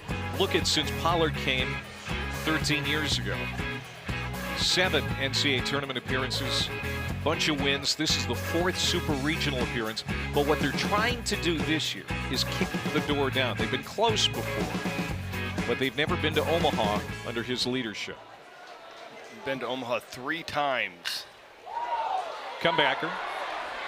And Owen Brooks gets the first out of the 5th quickly as Dustin Mercer is retired. He is 0 for 3. So there are all the tournament appearances. But look at how many have come recently. And it's been a long time since Omaha, the Eisenhower administration and the Kennedy administration. 1961, when gas was probably 15, 16 cents a gallon, is the last time the Duke made it to the College World Series. There's going to be a lot of Duke blue in the Big O. Your hometown, by the way, if they make it. I think it would be really cool if they were able to get there and, like you said, kick the door down. But over the last time with Chris Pollard, this is pretty good. Coach K was 14 years old. You mentioned it at the top of the broadcast. Roger Maris broke Babe Ruth's single-season home run record that year. That was the biggest sports news. But it's been a long dry spell between that 61 season and now. Been so close lately, though, under Pollard. You know, they've gotten to the Supers, just have not gotten that one win, that one big hit. Carson Garner at the plate, breaking ball, lash foul, 2-2. Garner walked his last time up, struck out in the first inning. So the 4th Super Regional in the last 7 seasons, but the first at home and in brand new dugouts, might add. This place looks great, and they're still improving Jack Coombs Field. Got big plans for this place. Swung on and missed, got him. 2 outs. As Owen Brooks seems to be invigorated since his offense has picked him up. Well, I mean, it's a big lift, and you give up the first 2 runs of the game. Kyle Johnson answers with a home run, and then all of a sudden you throw up that shutout inning that Chris Pollard was talking about. Said we need a shutout inning. Brooks navigates a little bit of traffic, but gets that shutdown inning. 3 more runs across, and now he's out there going, I am getting this win. And you can see the adrenaline rush. Take a deep breath, relax, get back into your groove. 4 2/3 for Brooks. 6 strikeouts now as this one's down the line and foul. Off the bat of Dom Decker, who has 2 hits, including a run batted in. But Brooks went 6 innings, 3 hits, a couple of home runs were allowed, but struck out 8 in his appearance. That win over Oklahoma State in the regional opener really set the tone for the rest of the weekend for Duke, and that's what he's trying to do here today in the super regional round. This one is hit well into right field, and that's going to be a 2-out base hit for Dom Decker. Boy, Dom Decker, a tough out today. 3 base hits. And he's on here in the 5th. All 3 on a slider. 2 of them were straight up to center field. This one, he gets the bat head out there. Buggy hooks it to right field. I mean, this dude has just been on a tear. We talked about the no home runs on the season, but nice flat swing. He's in the zone for a long time. That gives him a chance to hit breaking balls and fastballs. So a 2-out base runner for Luke McStoney. Mistoni has 1 of the 6 hits. Decker has 3 of the hits. And this one is lifted to right center field. Johnson coming over, but Albright is going to be there to make the catch for the 3rd out. So Decker is stranded, and we have played 4.5. Duke leads it 5-2.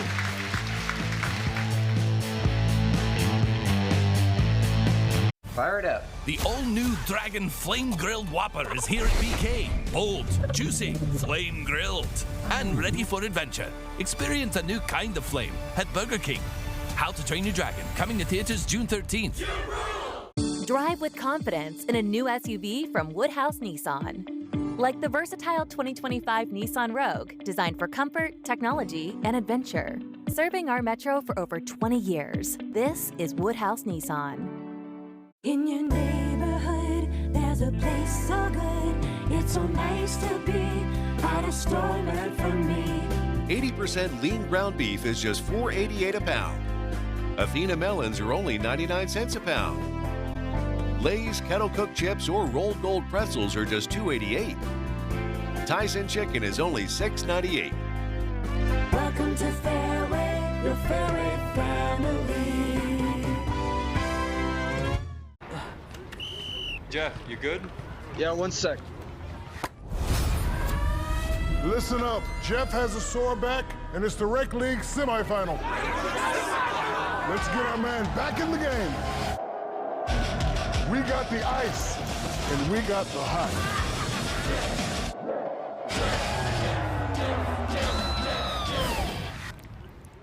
Ice works fast, heat makes it last. Icy hot. Welcome everyone to Omaha, Nebraska, home of the College World Series. 'Cause here I come, I wear it all on my sleeve, so everything you see shows you where I'm from. Bolts back and makes the catch! Somehow hung on! Back-to-back jacks! More, can you believe it? Men's College World Series starts in Omaha on the 13th of June. It's getting so close. Here's the right side of the bracket. That's where Duke and Murray State reside.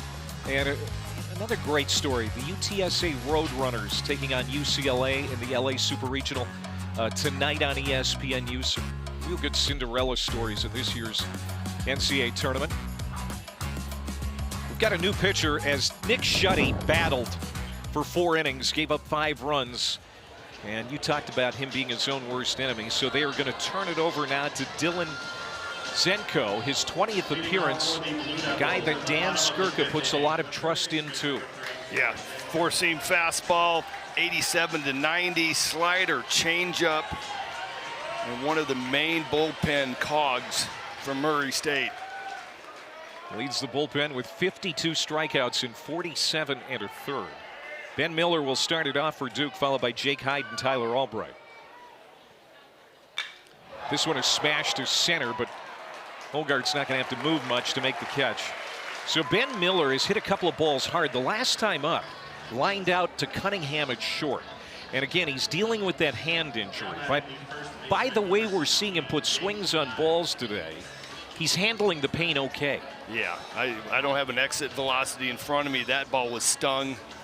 His line out to shortstop in the 3rd inning was also stung. So doesn't look like it's having much of an effect on him right now. Ben Miller got some bad luck with those 0 for 2 blisters. Yeah. It was going to take a lot to keep him out of the game today, no doubt.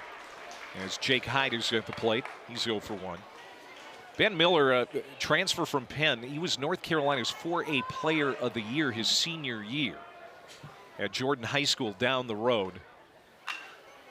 As this one is skied to right, Mercer camps under it. He'll make the catch for the 2nd out.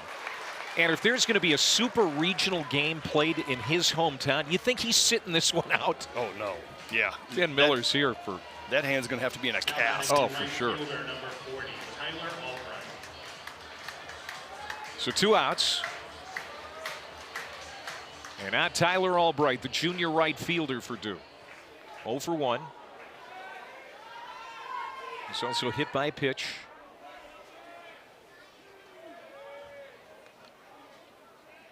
And And Zenko gets a first pitch strike and a foul.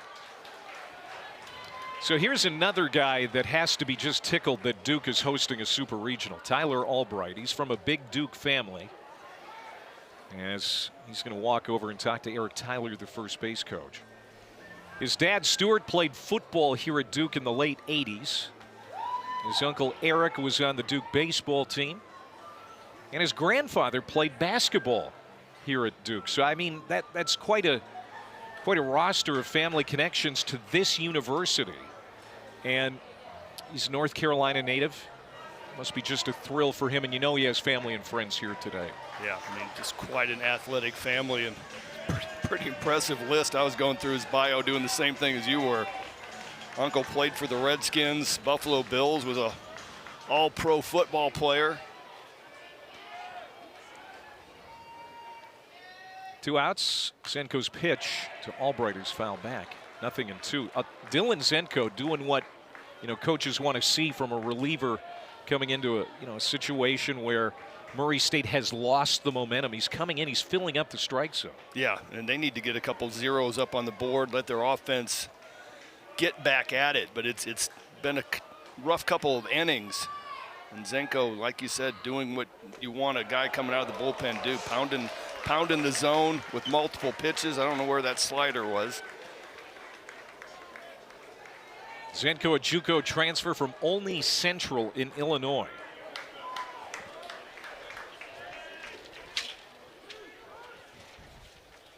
One-two, and again lifted out of play. Zenko is from Brazil, not the country, the town in Indiana. Thank you. You think you can find that on a map?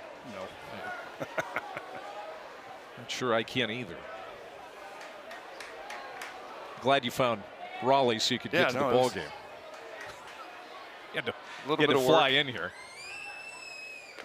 And Zenko thought he had strike 3. Another pitch that he felt he was squeezed on. And so it's 2-2. All right, so this is what my favorite thing to do is I watch the catcher. Watch his reaction. He knows that he pulled that one and brought that one back a little bit. Nobody else sees it. But Vierling is the one that really knows if it was a strike. And so if he frames it up and holds it and starts walking off, he thought it was a strike. But he just grabbed it and started throwing it back like, yeah, you know what? I'm sorry that you saw me frame it up and you thought it was a strike. Yeah. Yep, dead giveaway. So I'm always watching the catcher. He'll look into the dugout, and if the coaches start barking, the catcher's complaining. And another one that wasn't a strike. Zenko, again, muttering to himself as he walks off the back of the mound. Breaking ball, and you can see it's just off the plate. What you see as a pitcher is you see the last foot. You don't see it get framed. You see where it ends up. Another 3-2 fouled off. And I can't tell you how many times I yelled at umpires, and my catcher's going, no, dude, that was a ball. And because that's what you see. You see where it gets framed up to. You don't see where it actually lands. And so there are times where you get frustrated, and your catcher's actually doing a great job of framing it up. 3-2, hammered to the corner, and left has a chance off the top of the wall. Tyler Albright, what an at-bat. Dives into second base with a 2-out double. 9-pitch at bat. And then Albright rewarded, got the pitch he was looking for, and drives it off the wall and left. Okay, everything this at bat has been away, away, away. This little cutter ends up leaking out over the middle of the plate.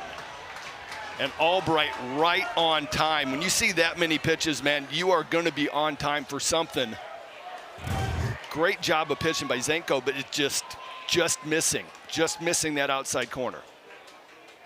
Good speed at second base now for Duke, leading 5-2. And Sam Harris, the DH, swings at the first pitch. And that's cut back over the fence here. Harris was hit by a pitch in the second and struck out in the fourth. A lot of power out of this bat. 9 homers, 42 runs batted in. Off speed from Zenko, and it's another foul. 2 strikes. Now, the team ERA in the regional for Murray State was 11. Worst among the teams to advance. Gave up 44 earned runs in Oxford, but they got the big outs when it mattered most. That's what Dylan Zenko is trying to dig down and get here. Looking for the third out. And this might be it. Going to be a tough play. Mastoni, the first baseman, near the bullpen, made the catch with his back to the infield. Luke Mastoni with a nice play to bail Dylan Zenko out of the 5th inning.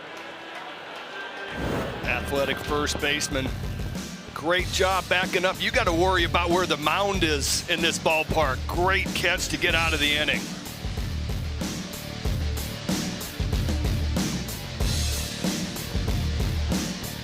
Fire it up. The all-new Dragon Flame Grilled Whopper is here at BK. Bold, juicy, flame grilled, and ready for adventure. Experience a new kind of flame at Burger King. How to Train Your Dragon, coming to theaters June 13th. Drive with confidence in a new SUV from Woodhouse Nissan. Like the versatile 2025 Nissan Rogue, designed for comfort, technology, and adventure. Serving our metro for over 20 years, this is Woodhouse Nissan.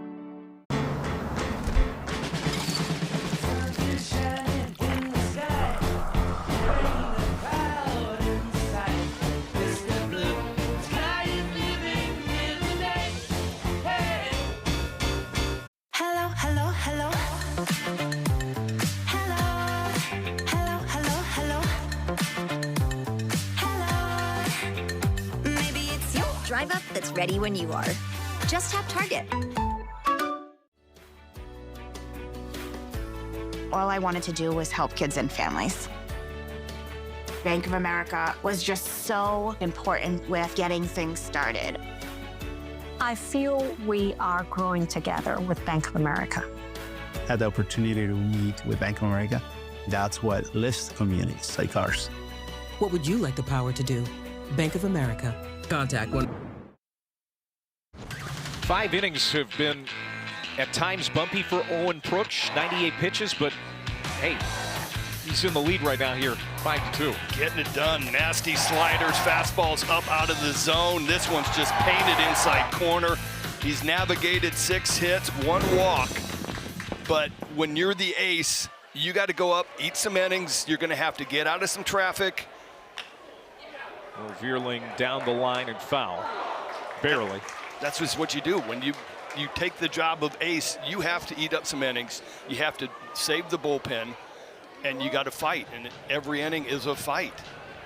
Yeah, there were a couple of times in the 3rd inning and the 4th inning where it looked like Pruksch was maybe teetering on the brink of losing his stuff, losing his command, but he has battled. And here he is pitching into the 6th.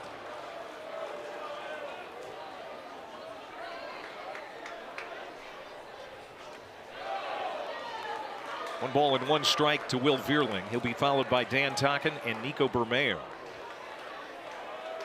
6, 7, and 8 for Murray State. And they appeal to the 3rd base umpire, Travis Eggert. He says he did not go. Murray State out hitting Duke 6-3.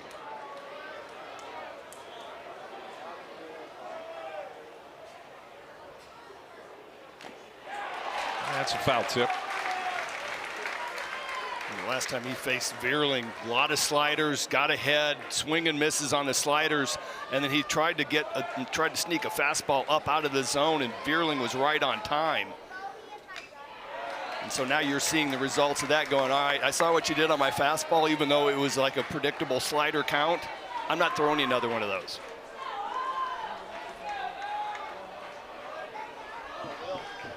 Proksch getting close to his career high in pitches, which is 111. Called strike 3 on the outside corner. Froze Veerling. Strikeout number 7 for Owen. That location is absolutely flawless. So many sliders that the fastball is going to be enough to get by you.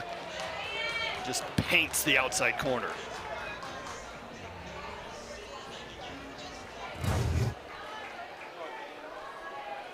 Murray State has had traffic every inning against Brooks except the first. And 6 hits. Again, out hitting Duke, but all of the hits singles. No extra base hits. And so he's been able to work around trouble. There's Dan Tocken, who has an RBI sac fly. Good breaking ball. 1-1. Yeah, I mean, this team's a doubles team. They're not a power. They're 84th in the country with 71 home runs. So it's not wait for the 3-run home run type of offense. It's scatter the singles, doubles, timely hitting. Shift is on. And Tocken wraps right into it. 2 away.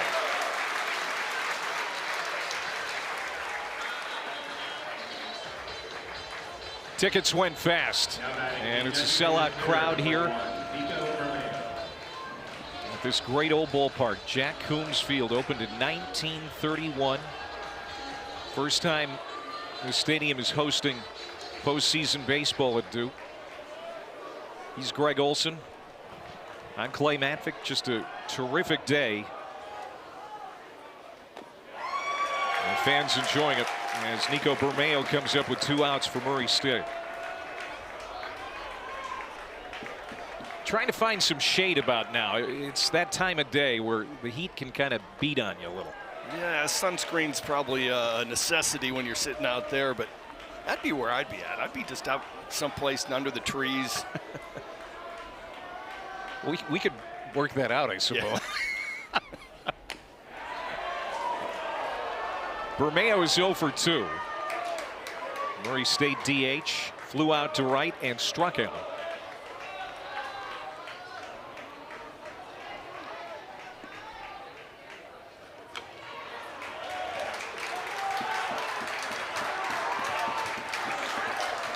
This is how you can serve your pitches. So I talked about he is now at his career high in pitches. The throwing of the breaking balls on a consistent basis saves the arm a little bit more than it does a fastball. Fastball is more taxing than throwing breaking balls. So this 111 probably doesn't feel like 111 to him. He's thrown so many sliders. Rears back on that one, but it saves on the arm. It's not as intensive. You're able to take a little bit off to create the spin, so that 112 probably doesn't feel quite that much.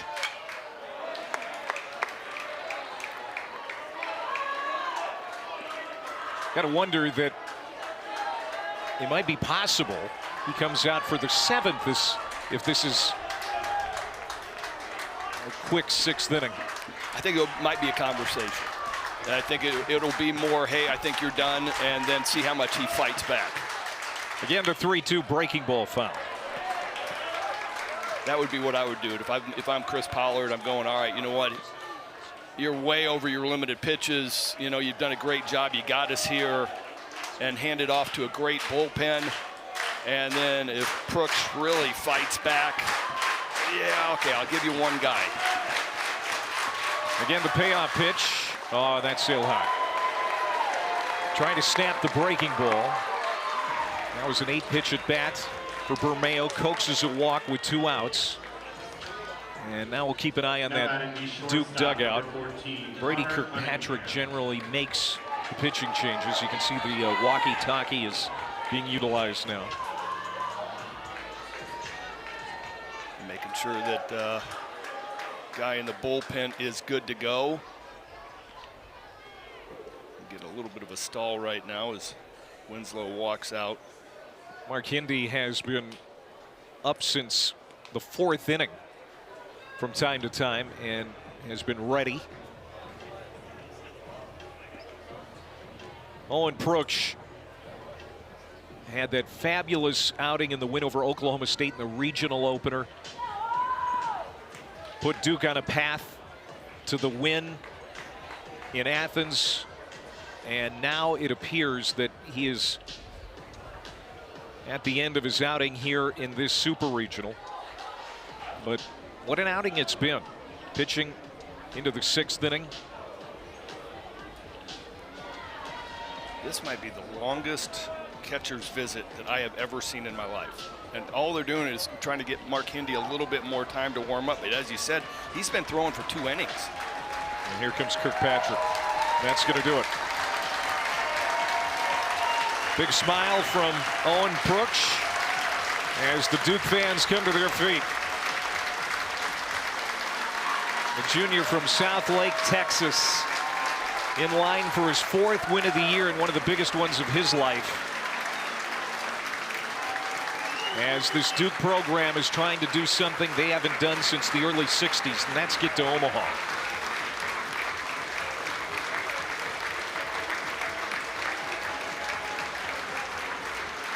Just a great job, and as I said, battled traffic, was able to navigate 6 hits, a couple of walks, and finally that pitch count number got to be the point where it's like that walk was just telling enough. Mark Hindi is on. Brooks is out, and he gets a big ovation here in Durham.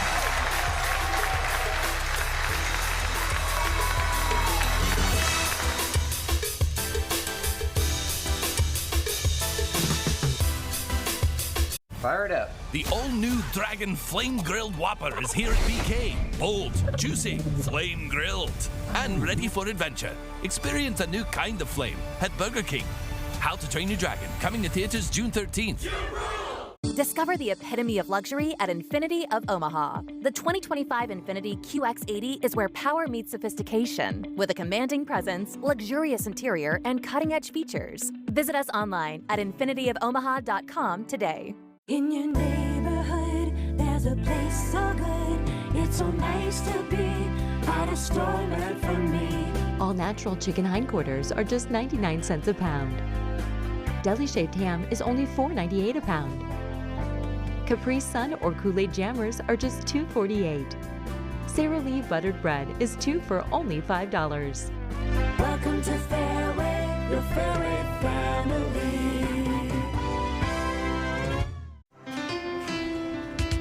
At Planet Fitness, there's strength in numbers. The number of different workouts to do. 1, 2, 3. Different clubs to do it in. Friends to do it with. Looking good, everybody. Yeah, we are. And the number of ways to recover from it all. You got this, come on. And it all adds up to one membership. The Planet Fitness Black Card. Access any location, bring a friend anytime, and recover in the Black Card Spa. One more, everybody. We're all strong on this planet. Planet Fitness. 2 outs and a man on here in the Murray State 6th inning.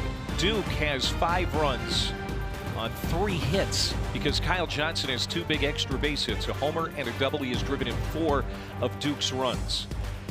Owen Brooks, a career-high number of pitches, 115 on the day. He is out. Now here comes another left-hander, Mark Hindi. William and Mary transfer. This is his 25th relief appearance, and he has not allowed a run in his last 9 innings pitched.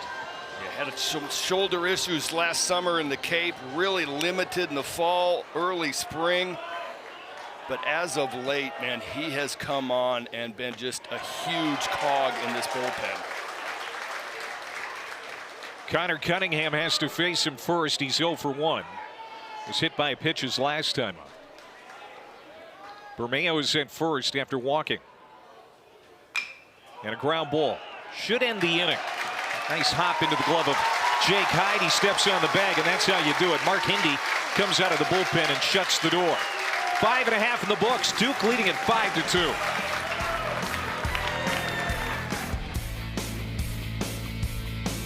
The new How to Train Your Dragon menu is now at BK. Get it before it disappears.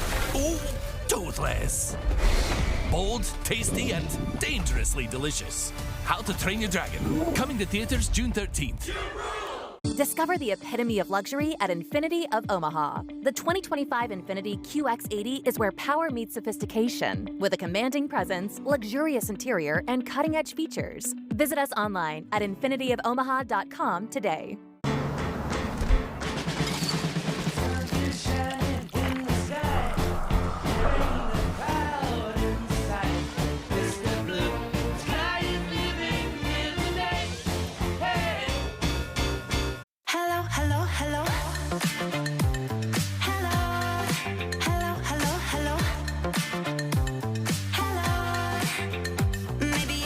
Drive up that's ready when you are.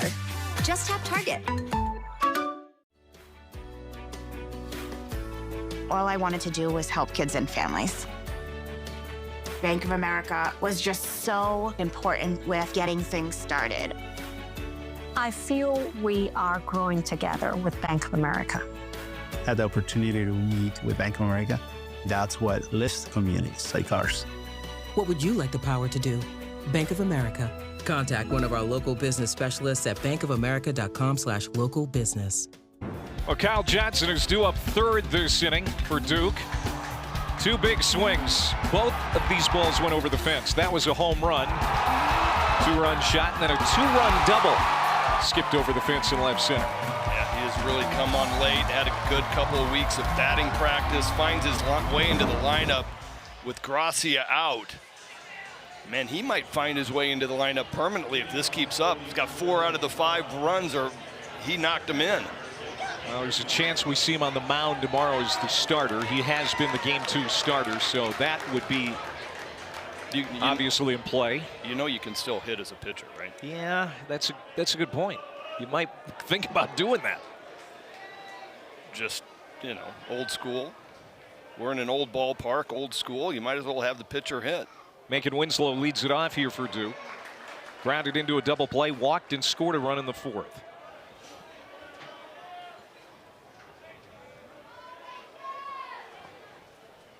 Duke, one of the 5 ACC teams in the Super Regional round. Best of 3 series.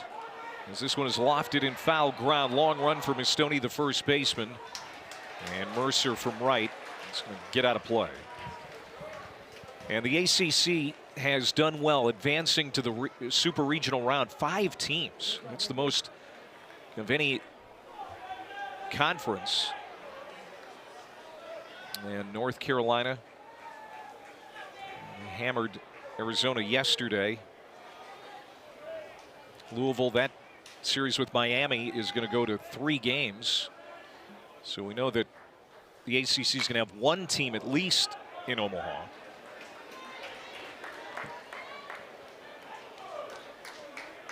North Carolina got it done all year. Florida State got it done all year. Duke got off to a slow start. Louisville got off to a slow start. North Carolina and Arizona tied at 8 in the 7th now. Pulled foul. Arizona up 10-8 now. Top of the 8th.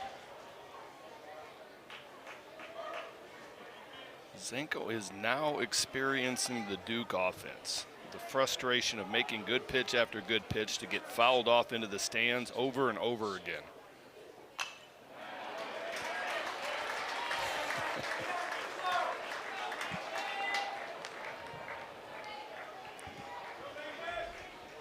There are some Arizona fans. Those are Diamondbacks fans. It looks like my jersey from like '98. I think yours probably fit that well too. It looks a little small. So you went with the medium. So you really want to wear this shirt today? I don't know. It's just it's the style of it's the throwback style. It looks smaller. I think that's what it is. He fills it out fine. 2-2. Outside. 3-2.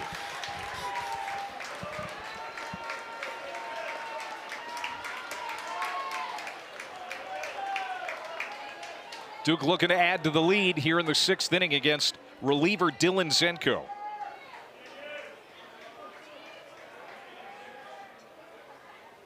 Outside. And so Dylan Zenko walks the leadoff man in the 6th.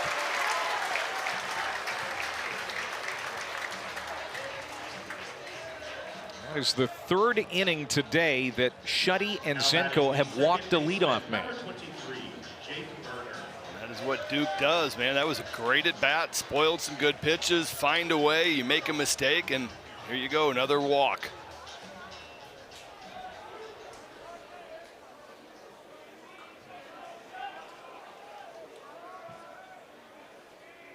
Duke leading the country, 6.6 walks per game. And they have 6 today. Foul back off the bat of Berger, Jake Berger. He has walked twice in this one. I mean, 6.6 walks a game is insane.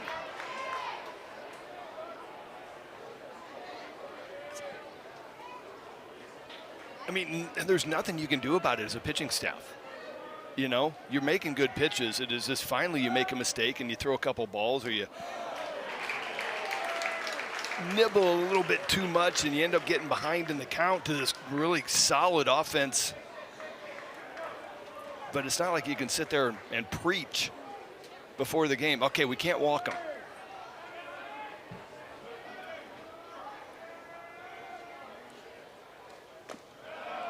Called strike on the outside corner to Burger. Jake Burger, his batting average doesn't really reflect how tough of an out he is here at the bottom or near the bottom of the order. He's usually in the 9 hole, but because of Gracia being out, he has slid up with everybody else. So he's batting in the 8 spot. You know, the 2 walks attest to his discerning eye.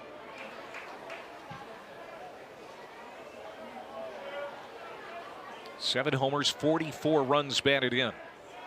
Nobody out. 1-2. And this is lashed down the line, foul. Now he sees it really well at the plate. Yeah, he gets that strike zone into a real small zone that he wants to hit in.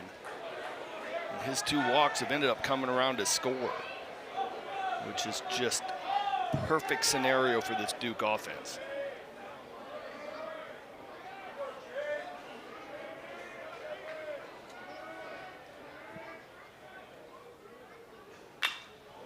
And another one, twisting foul. I mean, Clay, the old pitcher in me is getting annoyed. I mean, all these foul balls, all these good pitches, and these guys are just flicking them into the stands, and it's like next pitch, next man up, and you're going, I'm getting annoyed as an old pitcher. Yeah, it's like going, just spoiling too many good ones. Put it in play. Just do something with it. It's frustrating, and that's what Duke does. Upstairs, and out 2-2. And they don't chase. I mean, it's one thing, okay, to spoil good pitches. It's another thing that they're not going to leave the zone. You can't get them to leave the zone and hit something on your terms. Reese Oakley, freshman right-hander. He's come to the bullpen now.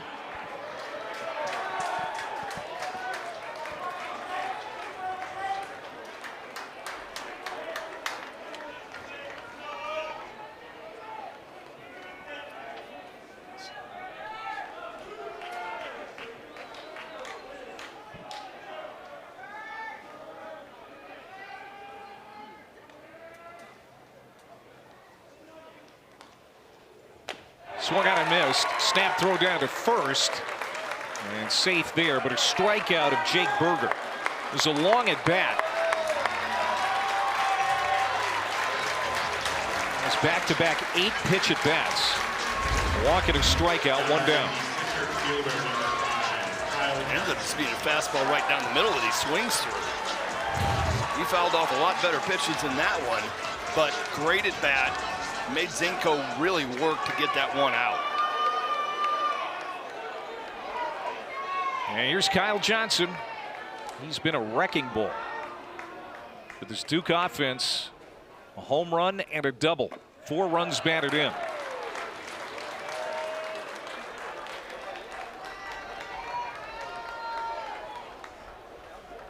Hitting today because of A.J. Gracia's absence, that 1-game suspension.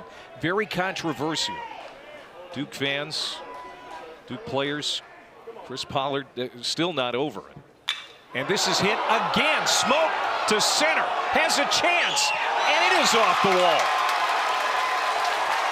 Rounding third, trying to score as Winslow, and he will easily without a throw. Kyle Johnson, mercy. 6-2 Duke.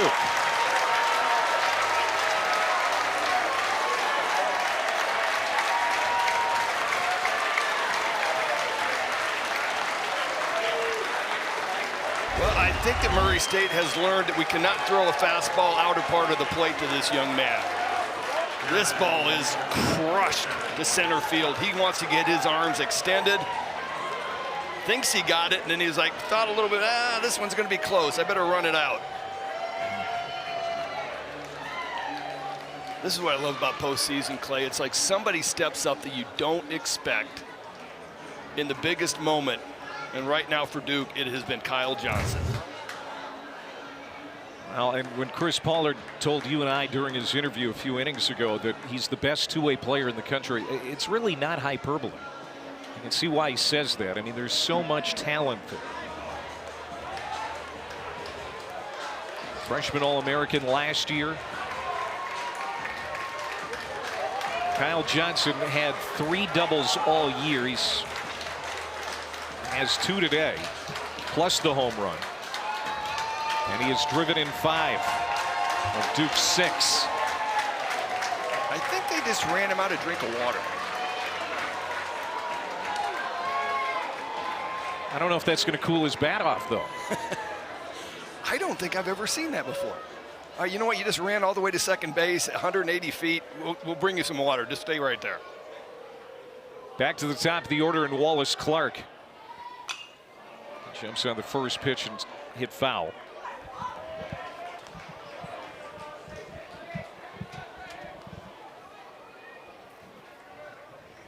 Clark is 0 for 2.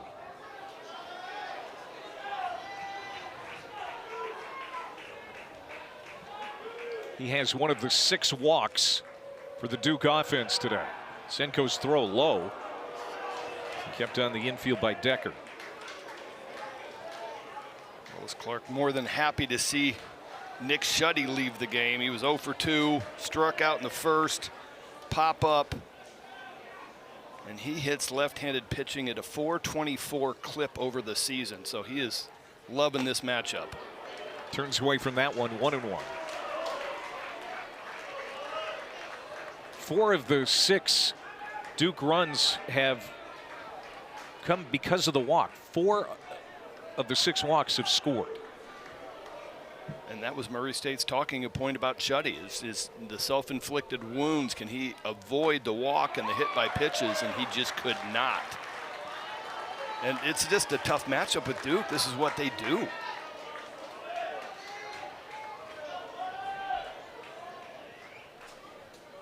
Now you see Dan Skirka on the walkie-talkie.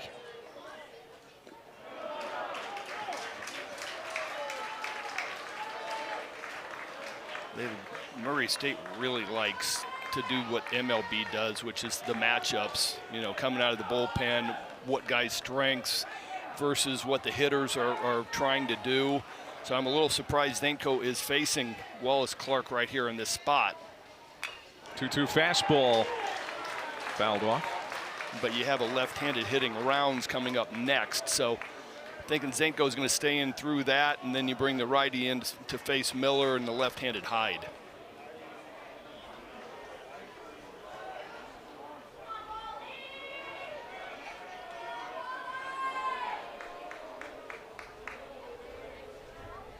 Murray State looking for a big out here. Get a pop-up into foul ground again. This could be another tough play. Mastoni giving it a chase. Diving out is Dustin Mercer and makes the catch in the bullpen. What a beautiful play by Dustin Mercer. It shook him up, but it's the second out of the inning. What an unbelievable effort by Mercer. I am telling you that the older stadiums that have these mounds in play, it is a piece of the game. It is an obstacle. He lays out, catches a little bit of the side of the mound, but this is one of the best catches I've ever seen. He caught Mastoni too, and that could have been bad. Boy, it's amazing neither one of those guys were seriously hurt. And getting over to third on the play, Kyle Johnson. So 2 outs now, and here's Ben Rounds. And first pitch way outside.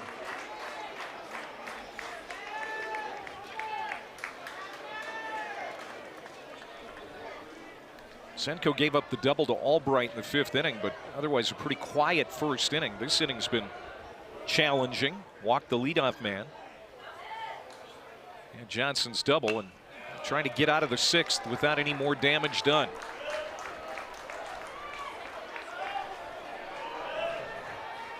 The fans back there just tearing into Mercer's Dustin laughing. Mercer, yeah.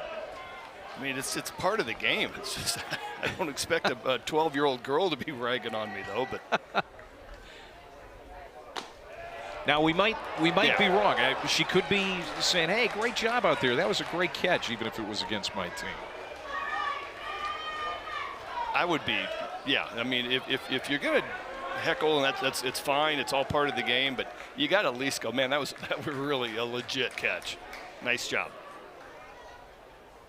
2-1 inside, 3-1 to Ben Rounds. Ben Rounds, excellent pick out of the portal for Duke. Hit .403 last year for the Harvard Crimson. Duke tried to recruit him out of high school, but didn't work out. Finally, Chris Pollard able to land it. 3-1 pitch. And this one's laced into right field. That is going to get up against the fence. Johnson comes in, and sliding into second with an RBI double is Ben Rounds. 7-2 Blue Devils.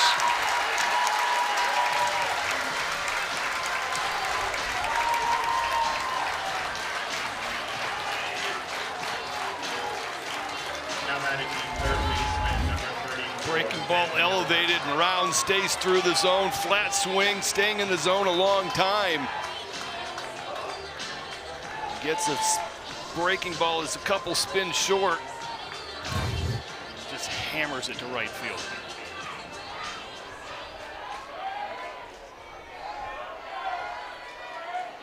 So Dylan Zenko, that might be it. Yeah, here comes the head coach, Dan Skirka, making his way to the mound.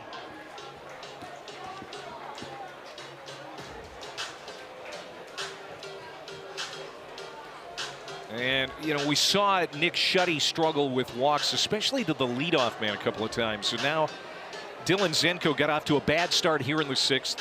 Walks making Winslow, and it's kind of been bumpy ever since.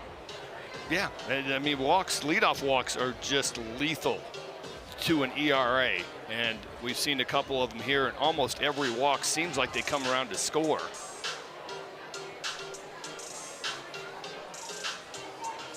The Duke offense, 6 walks, 5 extra base hits. They have seen a ton of pitches, and that's going to be it for Zenko.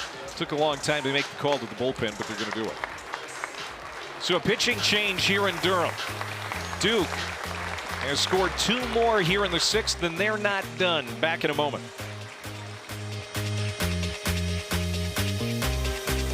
Fire it up. The all-new Dragon Flame Grilled Whopper is here at BK. Bold, juicy, flame grilled, and ready for adventure. Experience a new kind of flame at Burger King. How to Train Your Dragon, coming to theaters June 13th.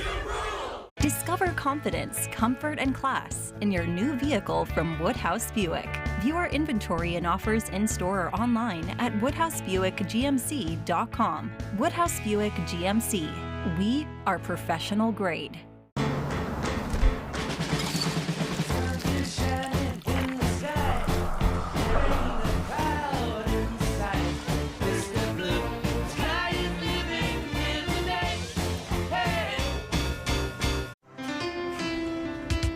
At Planet Fitness, there's strength in numbers. The number of different workouts to do. 1, 2, 3. Different clubs to do it in. Friends to do it with. Looking good, everybody. Yeah, we are. And the number of ways to recover from it all. You got this, come on. And it all adds up to one membership. The Planet Fitness Black Card. Access any location, bring a friend anytime, and recover in the Black Card Spa. One more, everybody. We're all strong on this planet. Planet Fitness. They don't know the first thing about you or Walmart Plus. Like that Walmart Plus members get free delivery on more than just groceries. Free delivery on these apples and this shirt. The Walmart you thought you knew is now new. Program record 42 wins for the Murray State Racers, the 4 seed in the regional last week.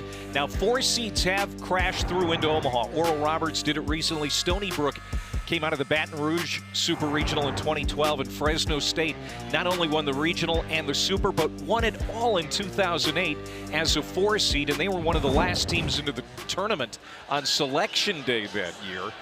Now Murray State, after a great weekend, last weekend in Oxford. Find themselves up against it here now in the 6th inning, down 7-2, and onto their second reliever of the day. It's Reese Oakley. Yeah, Reese, four-seam fastball is going to be 89-92. Cutter, slider, curveball, changeup. Looking for somebody to pound the strike zone. You see the limited walks there in the 16 innings, about a walk every other inning. You're looking for guys to pound the zone with good stuff. Try to get out of this jam. And Ben Miller hits it to third. There's Garner, his throw on time for the out. One pitch for Reese Oakley, and Murray State gets off the field, but 2 more runs on the board for the Blue Devils. We head to the 7th, 7-2 Duke.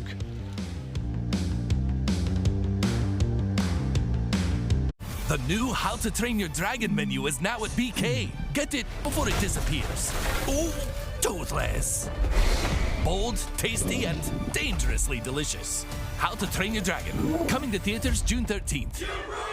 In your neighborhood, there's a place so good. It's so nice to be at a store meant for me. 80% lean ground beef is just $4.88 a pound. Athena melons are only 99 cents a pound. Lay's kettle cooked chips or rolled gold pretzels are just $2.88. Tyson chicken is only $6.98. Welcome to Fairway, your Fairway family. When your family feels protected under our roof, they're free to dream. And you can get a personalized rate based on how you drive. Customize what you pay with Drive My Way. American Family Insurance. Get a quote and find an agent at amfam.com. Here at Harry's, we've spent the last 10 years on something huge. The new Harry's Plus.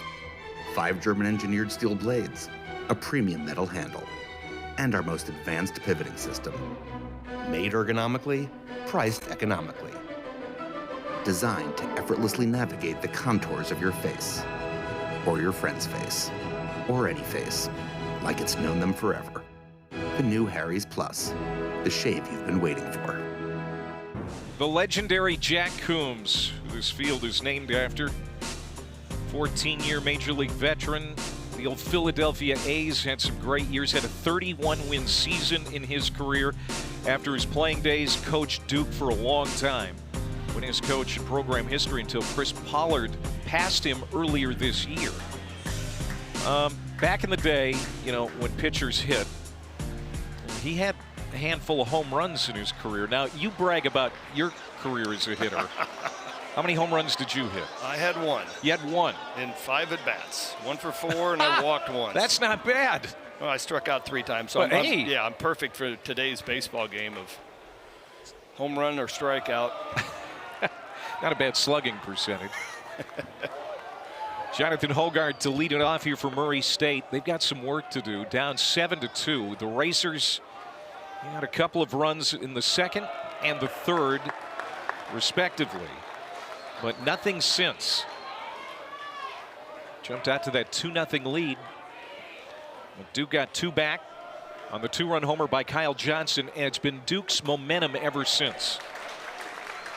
It's been the Kyle Johnson show in the 9 spot. 5 RBIs, 2 doubles, a home run.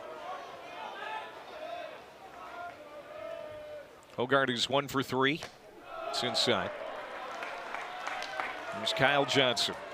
Where will he be playing tomorrow? We expect on the mound. He had been in the bullpen for the most part this season. Got his velocity back up, had a little bit of a dead shoulder. And that is the last thing that Chris Pollard wants to see right there. Mark Indy gives up a leadoff walk in the 7th to Jonathan Hogarth. Back to Kyle Johnson. Had a little bit of a dead shoulder early. Took him out of the rotation, moved him to the pen.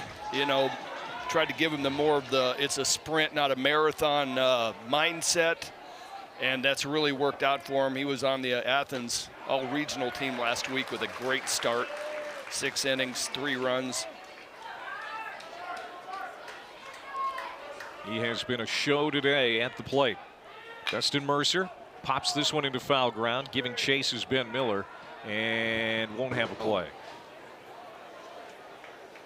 Wow, he ran into the wall hard. He's got to protect that hand.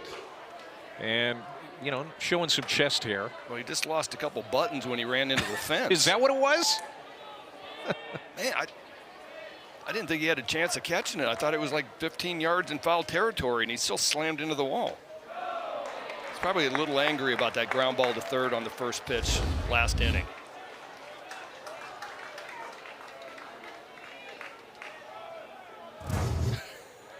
All effort all the time for Ben Miller. Mark Hindy, his lone appearance in the regional was against Georgia on the 31st of May. He did fine. An inning and a third. Gave up a couple of hits, but no runs, and that's been his story as of late. That one's a big miss, 2-2, but he has not allowed a run in his last 9 innings pitched prior to this appearance. So this is the kind of guy that you want in a ball game like this to protect a lead, a comfortable lead now. Foul back. Coach Pollard said that he will roll with him. They got Talon behind him in the bullpen, but if Hindy's rolling like he has been, they will just let him run this thing out. They've got Talon. They've got Reed Easterly, of course, at the back end. The Yale transfer has been really good as the closer. Just missed. I don't think this crowd is like Brian Miller's strike zone much of the game. No, but I mean, like I said, I'm watching the catcher, and the catcher's not doing anything. They're not looking in the dugout. No, I think his strike zone's been fine. I just don't think the crowd likes it very much. Well, I think the crowd, if you threw the ball in the air to home plate, the crowd would probably think it was a strike, and the umpire missed the call. Yeah, Macon Winslow's done a nice job receiving today for Duke. Runner goes, foul back.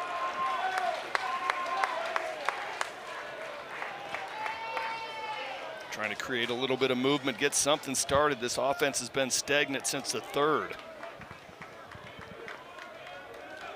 There's Reed Easterly. He has been throwing. Not throwing currently. 10th pitch of the at-bat, sprayed into left field. Giving Chase his rounds, he'll cut it off and keep it from the corner and keep Hogart at second base. So here comes Murray State. Couple of runners on, nobody out in the 7th.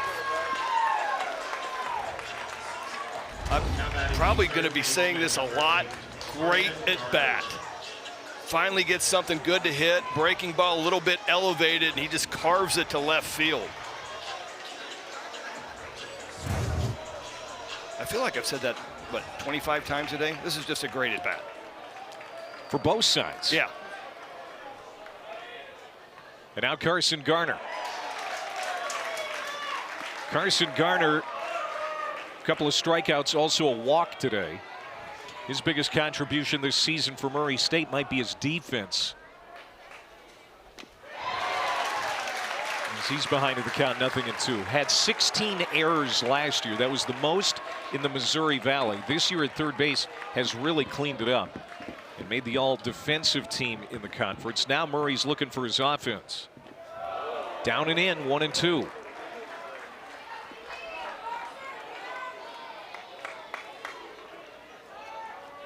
Murray State could use an extra base hit. No extra base hits today. 7 hits, all singles. It's upstairs, 2-2.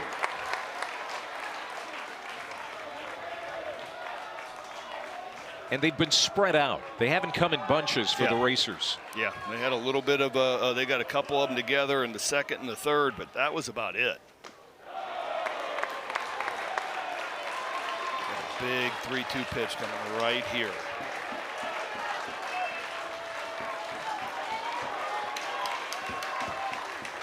Three balls, 2 strikes to Carson Garner, the Murray State third baseman.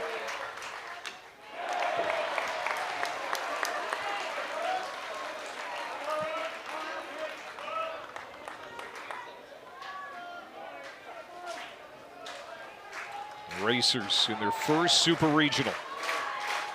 Trying to find a spark. Mark Hindy, long set. And walked him. Bases loaded. And now here comes Dom Decker, who has had a 3-for-3 day, including a run batted in. Just solid swing, single up the middle, both on sliders from Crooks. And gets something a little bit different, decides to hook one down the right field line, another long single. And it doesn't look like Hindi is going to face Decker.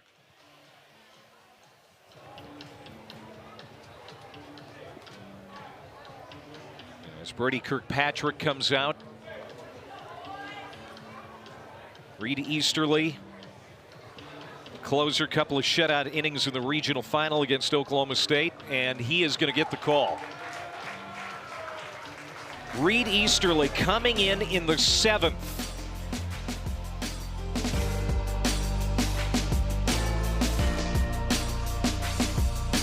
The new How to Train Your Dragon menu is now at BK. Get it before it disappears. Oh, toothless. Bold, tasty, and dangerously delicious. How to Train Your Dragon. Coming to theaters June 13th. We hope you enjoy your new vehicle, Brian. I sure will, thank you. Absolutely. We always go the extra mile for our customers.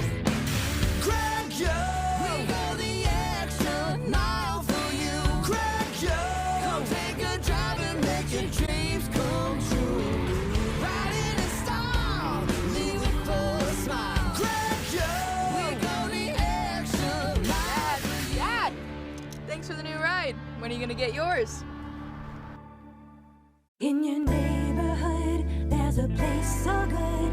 It's so nice to be at a store meant for me. All natural chicken hindquarters are just 99 cents a pound. Deli shaved ham is only $4.98 a pound. Capri Sun or Kool-Aid jammers are just $2.48. Sara Lee buttered bread is 2 for only $5. Welcome to Fairway, your Fairway family. Today, she starts with a drive, but the real work came before. Inspired by a coach who recognized her potential. Morgan Stanley proudly supports First Tee, driving progress for the next generation. Well, we told you they have a lot of left-handers, and another one coming out of the bullpen for Duke, the closer, Reed Easterly. 7th inning seems a little early, but when you're 2 wins away from Omaha, you're going to do whatever you've got to do. Yeah. Chris Pollard has made the decision to go with his closer here. Well, this is college baseball at its finest, man. I mean, you gotta win this game. You gotta win this series, and I got to use my closer whenever I got to use him. I got bases loaded, and he feels like game's on the line right now.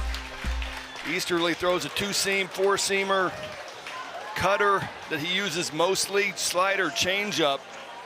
He gets lefties out at a 187 batting average clip. He comes into a big spot here with a couple of lefties coming up. Decker and then Vierling's 2 hitters away. Dom Decker has not been out today. 3 for 3. Bases loaded. 7-2 Duke. First swing is a check, and it's a called strike. Right now, if you're Easterly, you're trying to limit the damage. You're trying to keep that guy at second base from scoring. That is your job. That guy at third base is going to score. You just assume it. 2 strikes. Hogard at third. Mercer is at second base for Murray State. And Garner at first. Couple of walks in the inning. And this is line but foul. Wow. Timed that pretty well.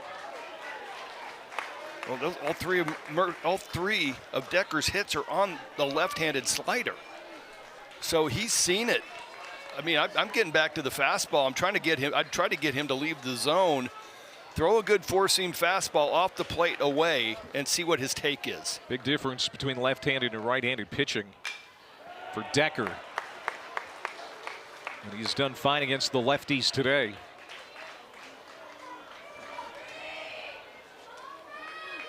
This Duke crowd a little nervous now as Murray State has made it interesting. Now time called.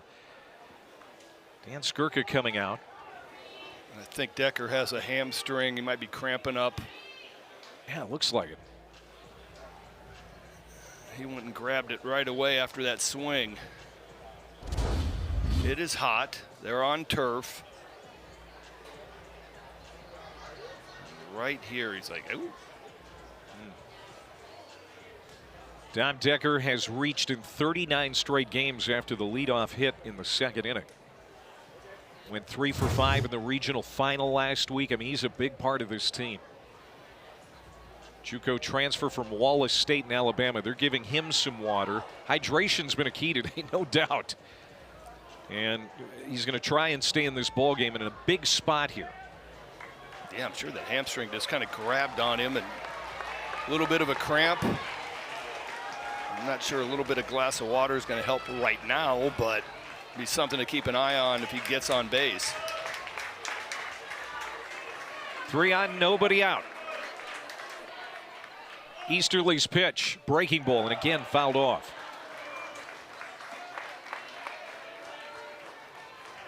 Murray State looking for its first run since the third inning. They got 1 in the second, 1 in the third against Owen Prooks.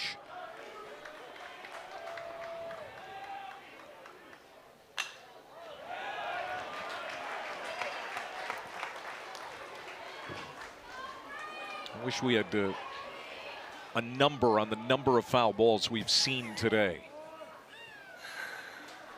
I would love to know how many balls have.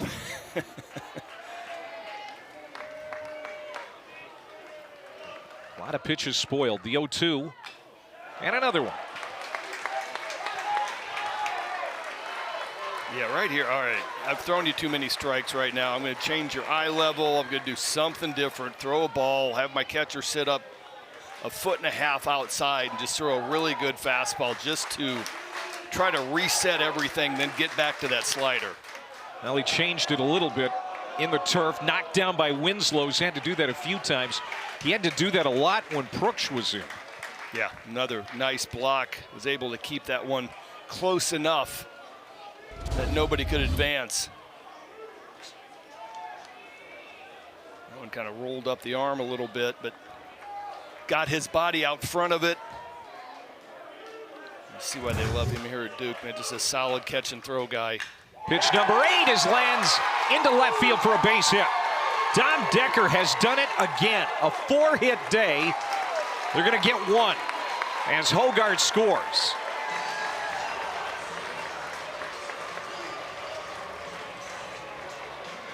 Man, Dom Decker, whether he's cramping or not, he can swing it.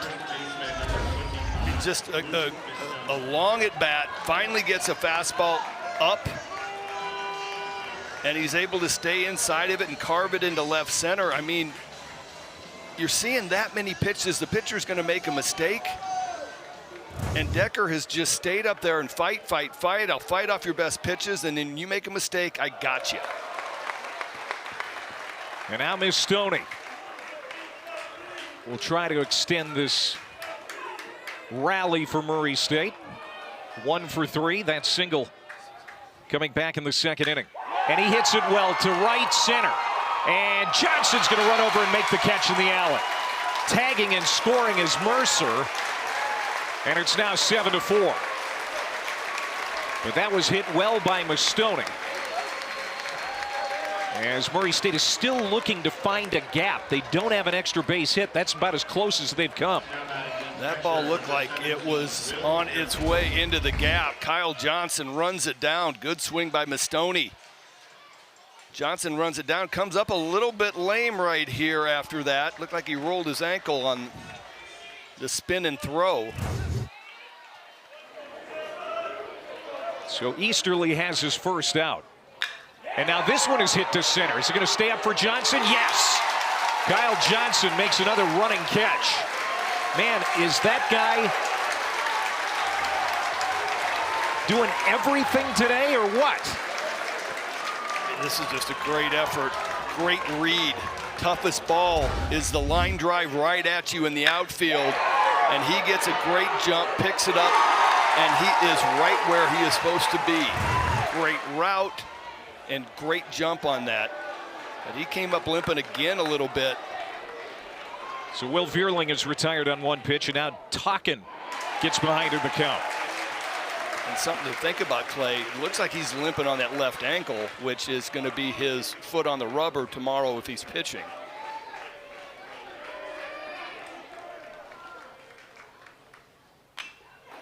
Chop foul. Talking an RBI sac fly. Johnson's going to need some more water, I think. All right, if they run one out to center field for him, then I will officially have seen everything I need to see today. That might be beyond the pale. I don't think they're going to do that. Here come the Duke fans. Swung out and missed, got talking for the third out. So Easterly comes in. Murray State scores 2, but he's going to limit it to a 2-run inning. Game on the line, your best pitcher's out there. It's time to go. He goes to the slider. Big punch out with guys all over the bases.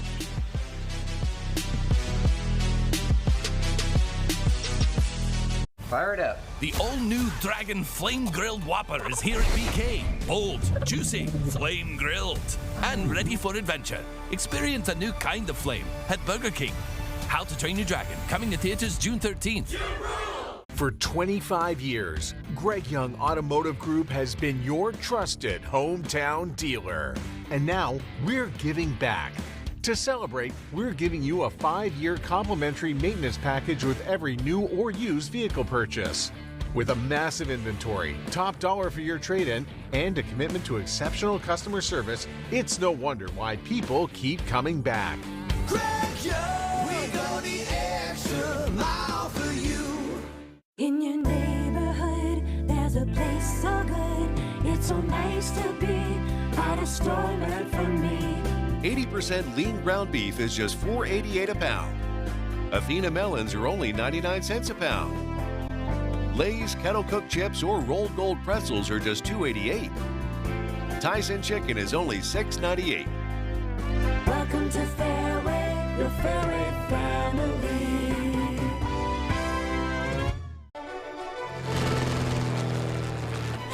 Feel protected under our roof, so your family can dream fearlessly. Bundle life and save up to 25% on home and auto. American Family Insurance. Get a quote and find an agent at amfam.com.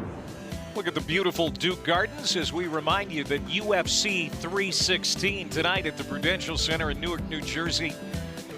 A couple of good fights ahead of the main fight. Tonight, 10 o'clock Eastern time. Buy it at espnplus.com/PPV. He's Greg Olson. I'm Clay Matvick. Glad to have you along here today in Durham, where Duke now is protecting a 3-run lead and looking for more here in the 7th. Jake Hyde, Tyler Albright, and Sam Harris. A couple of runs for Murray State in the top of the inning. They have tightened things up around here in game 1 of this Super Regional. I love the answer by Murray State. 3 spot in the bottom of the 6th. Murray State comes back and answers with 2 to get back into this game.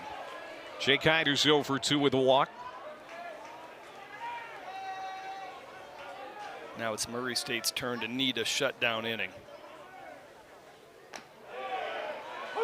Jake Hyde, the big first baseman, 6'4", 205 pounds, has 65 runs batted in. You know, all of the offense has come from the bottom part of this Duke order today. It's 1 through 4, 1 through 5 that have been pretty pedestrian.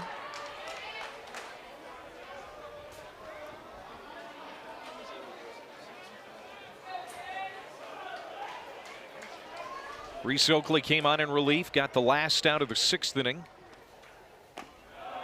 Gets a strike here, 2-2. Nice change up, bottom of the zone.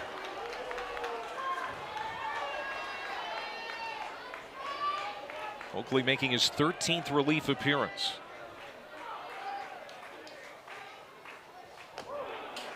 Pitched in a couple of games in Oxford last weekend.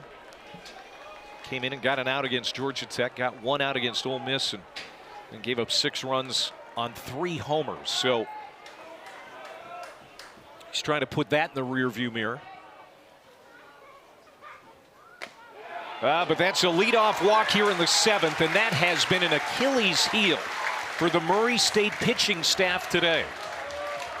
Walking the leadoff guy. 4th inning that Murray State has started off the Duke offense with a leadoff walk. 4 out of 7. It's not what Dan Skirka can afford to see happen here, especially after you clawed 2 runs back. Yeah, no, this game has its ups and downs, the momentum swings, and then you just feel like you got a little bit of momentum in that dugout, and then leadoff walk just bleeds the energy out.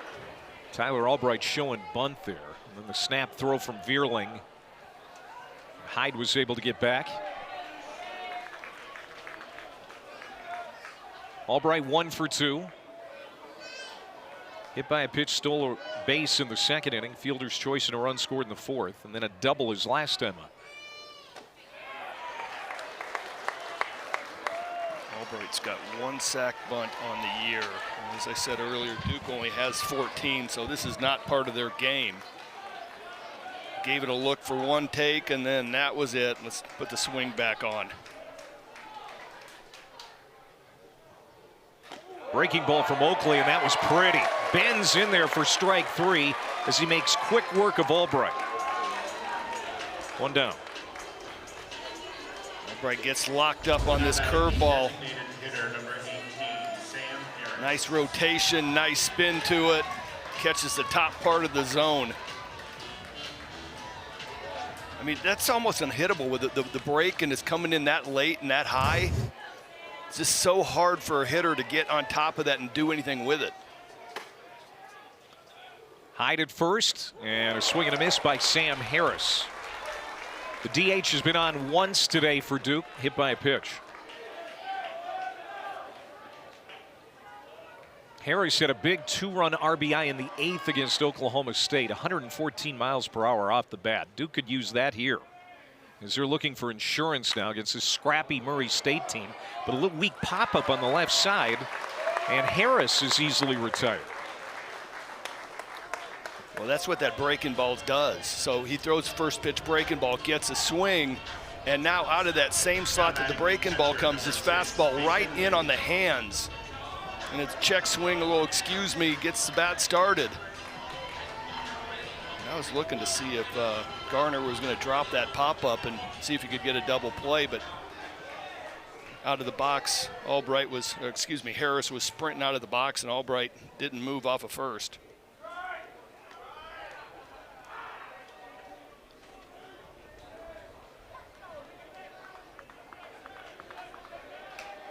So 2 outs.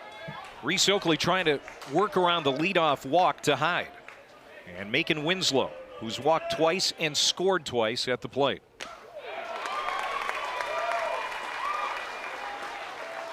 I mean, that's been the killer for Murray State today. The 7 walks allowed.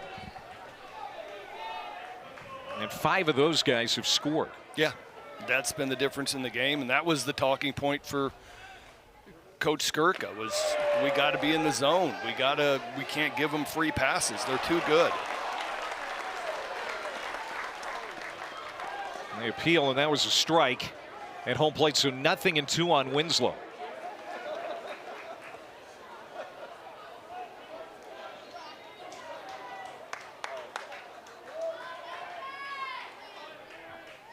(7-4) Duke leading.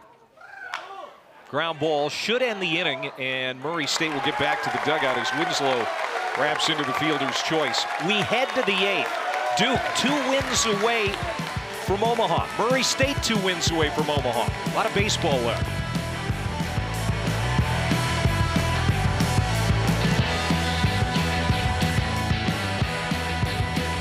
The new How to Train Your Dragon menu is now at BK. Get it before it disappears. Oh, toothless. Bold, tasty, and dangerously delicious. How to Train Your Dragon. Coming to theaters June 13th.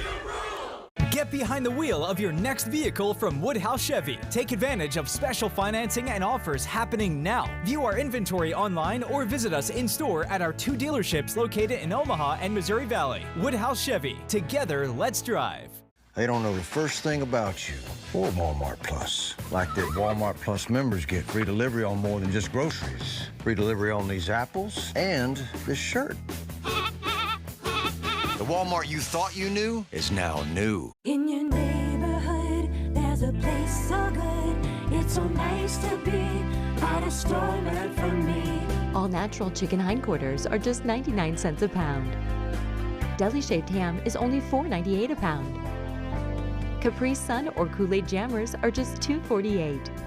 Sara Lee buttered bread is 2 for only $5.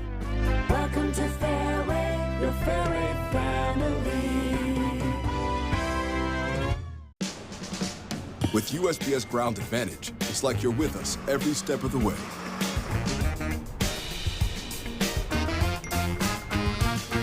Right on time. Stay in the know. The NCAA Baseball Super Regionals are presented by Capital One. What's in your wallet? And in part by Real Steel. Find yours at steelusa.com. And DQ. Happy tastes good. Well, Duke pretty happy right now to have a 7-4 lead as we go to the 8th inning. Alongside Greg Olson, I'm Clay Mathick. Look at that, Duke 34-0 and leading after 7. Trying to get a step closer to Omaha. Murray State trying to come back. Look at Winslow pouncing. Macon Winslow has been dynamite behind the plate defensively for Duke today. 1 down. I'll tell you what, I cannot tell you how good this play is. Nice bunt. Soft, gets it away from the catcher. Now watch Winslow, hops up here. He has to barehand this. He gets it on a hop, stabs down on it, which is absolutely perfect. And then easy throw. Made that look really easy. So Nico Bermeo trying to bunt his way aboard is out on 1 pitch. And now the 9-hole hitter Connor Cunningham.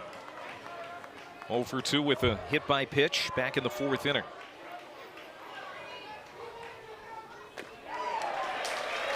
Reed Easterly coming on in the 7th inning. When the score was 7-2, not a prototypical situation for a closer. But that's the situation that Chris Pollard put him in and asking him to get the last 9 outs. He has 3 in his back pocket, make it 4 now with the Bermeo out. So he's done so far what Pollard has asked from him. Yeah, I mean, you come in bases loaded, nobody out. I'm giving up 1 run guaranteed. But this is the life of a college closer. Extended innings. You got to do whatever it takes to get your team the W, and it means 9 outs for Easterly. Wipeout slider, just tough on left-handed hitters, and Cunningham cannot lay off of it. And now Hogart. Jonathan Hogart has been on twice, a single and a walk. 19 homers, 62 runs batted in, but Murray State will take him on any way they can get him on. Even though they have out-hit Duke, they have 8 hits to Duke's 5. Nothing in the way of extra bases.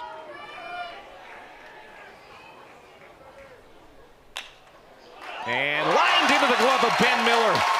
Gets on a step stool to snag that one for the 3rd out. A 1-2-3 quick 8th inning for Reed Easterly. Got to get a little help from your friends if you're going to eat up 9 outs. Little fastball in, and Miller gets up.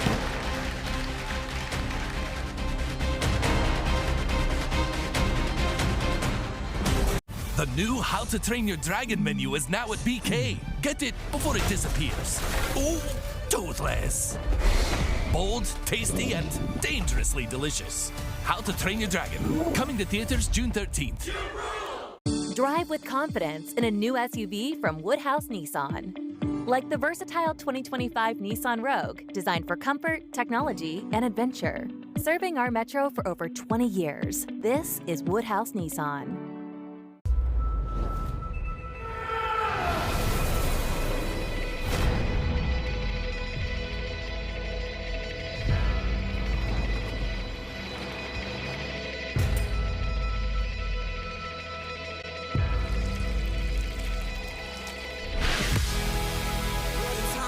alive.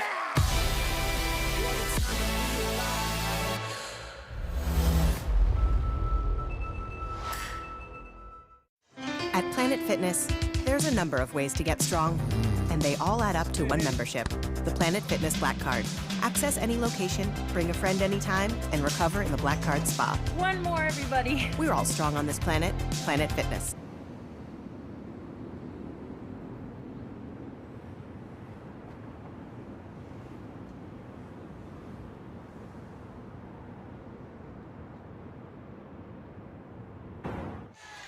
What a day for Kyle Johnson, our Capital One rewarding performance. The center fielder, a home run, a double, and then another double. And he has driven in 5 today. That is definitely rewarding. 5 of the 7 runs on 3 swings. This young man is announcing his presence in this Super Regional. He'll bat next, right behind Jake Berger, who leads off the 8th inning for Duke. Now 3 outs away from a Game 1 Super Regional win. There's Kyle Johnson. 3 for 3 with a homer and a couple of doubles, 5 ribbies. The rest of the team, not so much. Is that an alarming statistic right there if you're Chris Pollard? No, I don't think it is. I mean, I'm happy that Kyle Johnson's able to come in and do what he done today. You know, the rest of the team, they put together good at-bats. It hasn't been no. I would be right. concerned if it was 2 for 22 with 14 strikeouts. Then I'd have some concern. But they're finding their way on, 7 walks. They're getting on base. They're doing what they're doing. Just nothing else is falling right now. Reese Oakley. His pitch is whack foul. It's 1-2 here to Berger, the leadoff man. So Chris Pollard, we talked to him earlier and he said the best two-way player in the country. And, there are going to be arguments to that fact. But, today what he has done, and we expect that he'll probably start tomorrow. He's showing that here in the Super Region. Well, he got off to a real slow start, and they, really worked on his mechanics. He spent a lot of time doing it. And when you're changing things up, so he was, he was changing his posture, he was changing his swing, and so there was a lot of work to do. And Coach Pollard said it. He goes, man, we really feel like his batting practice in the simulated games over the last 2 weeks, he is coming on and getting back to his form from last year. And I think we've seen that today.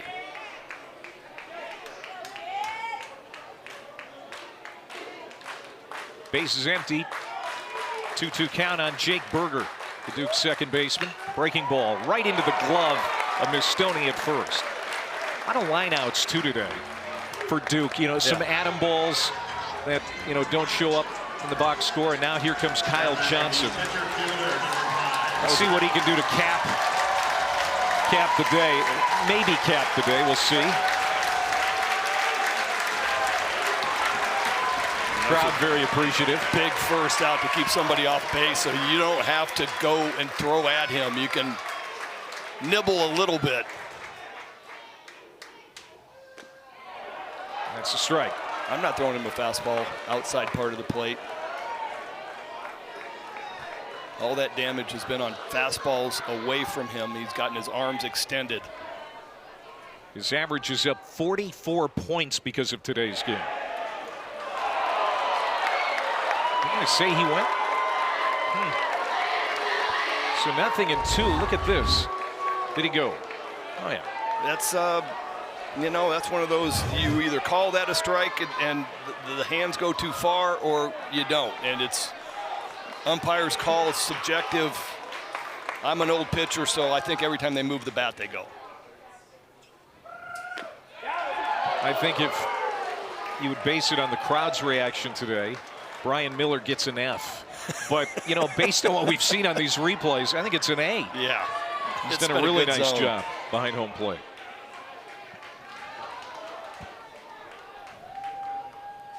One, 2. Kyle Johnson, sophomore from Leesburg, Virginia. 6'1", 205 pounds. Got the win on the mound against Georgia in Athens last week.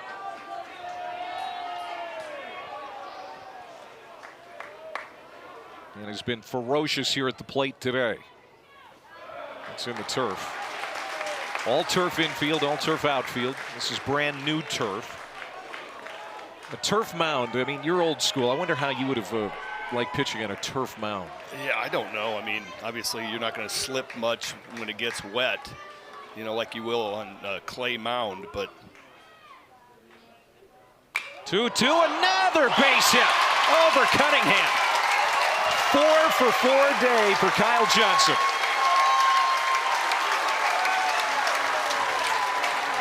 Now, he wasn't very sharp coming out of the batter's box. That's something to keep an eye on again, as he seemed to tweak something earlier in the game.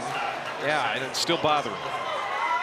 Struggling on that ankle. Looked like he rolled it a little bit on that throw in. He cut something off in the gap. It's something to keep an eye on. I initially thought it was left foot. And that one, it looked like it was right foot. What a nice piece of hitting. Good curveball. Stays with it. And now Wallace Clark tried to hold up and did not do it. Strike one to Wallace Clark, senior captain. Was amazing last weekend in Athens. Most outstanding player. Trying to make Omaha with a second program. Did it with the Sooners a few years back. Made it to the national title game. It's funny when you say, you know, he's the only guy on the roster that has been to Omaha. Yeah. But in today's world now with the transfer portal, it's like you're getting regular guys coming in and out and grad transfers. You know, it's not that unusual to say that, where just initially it sounds like, well, yeah, okay, you got one guy. You should have more than one guy. The landscape of college baseball has certainly changed. And it's still an adaptation process. Wallace Clark was born in London. Played for the British national team in 2024 during the World Cup. He was a well-traveled young man.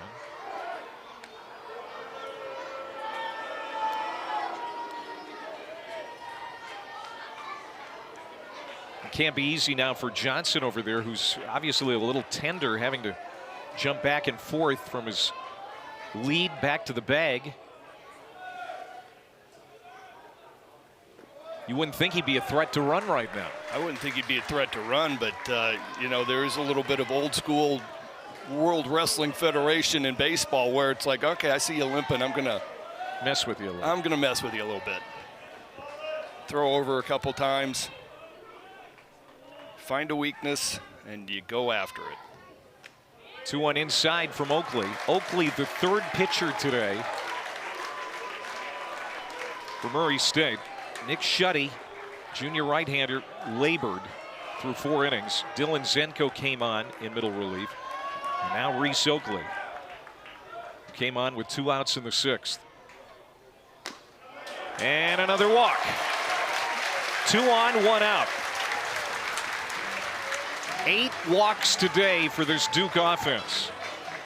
400 even on the season. And Matt Parento, with those high socks, is loosening up in the Racers bullpen. Let's see if they make a move right here.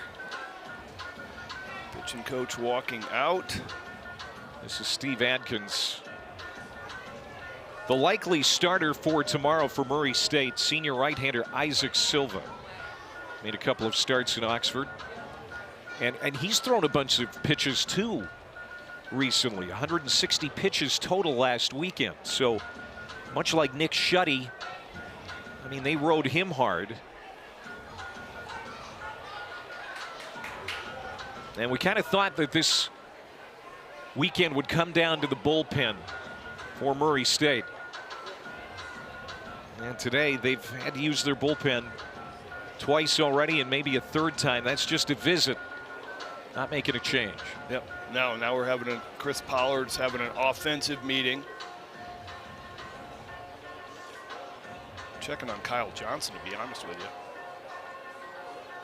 There's Derek Simmons, the third base coach in the sunglasses. Eric Tyler is the first base coach.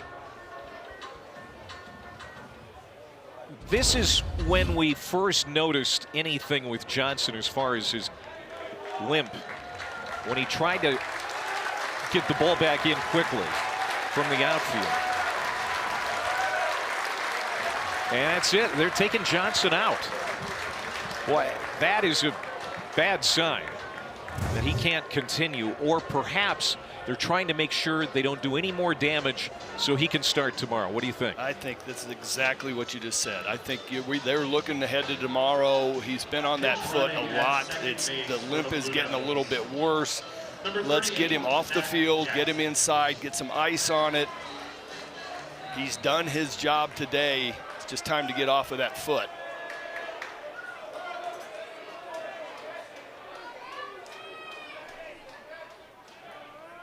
So Zach Jackson comes in as a pinch runner out at second base. Zach Jackson may be the fastest guy on this Duke roster, so good speed out there. And Wallace Clark is at first.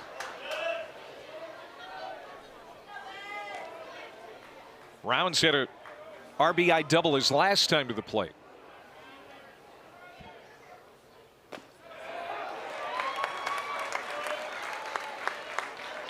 Looking ahead to the Murray State ninth inning. 2, 3, and 4 due up. Mercer, Garner, and Decker.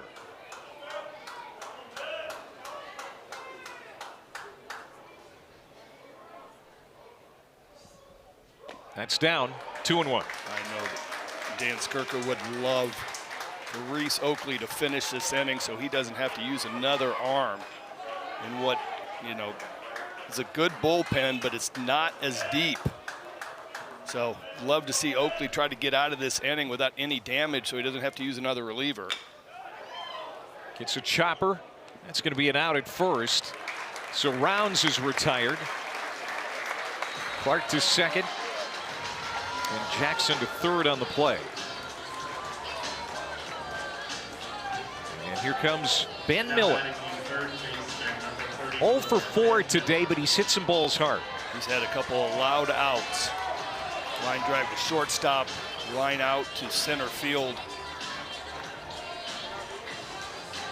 Mustache still looking good here in the late innings. First team All ACC the last 2 years. Grew up in Durham. Duke didn't have a spot for him in high school, but after starting his career at Penn, and you and I saw him in a regional at Auburn a couple of years ago, finally gets to play for his hometown team, and what an inspiration he's been for this club the last 2 seasons. Yeah, was a captain at Penn, and then got voted on by his teammates here at Duke to be one of their captains this year. The 0-2. Count now on Miller. Well, he did not get cheated on that cut. Nice little cut fastball down and away.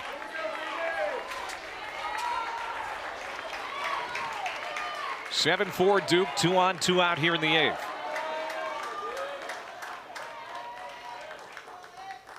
Struck him out. So Oakley gets out of the inning without any runs scoring. And it's Murray State coming up in the 9th. Last chance for the Racers.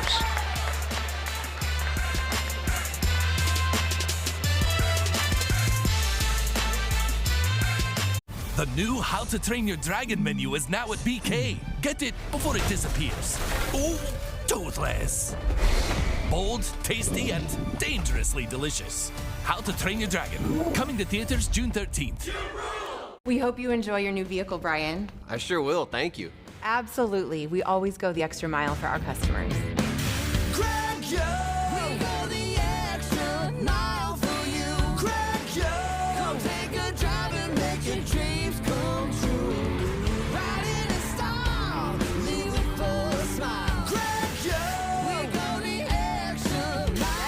Dad, thanks for the new ride. When are you gonna get yours? In your neighborhood, there's a place so good. It's so nice to be at a store meant for me. 80% lean ground beef is just $4.88 a pound. Athena melons are only 99 cents a pound.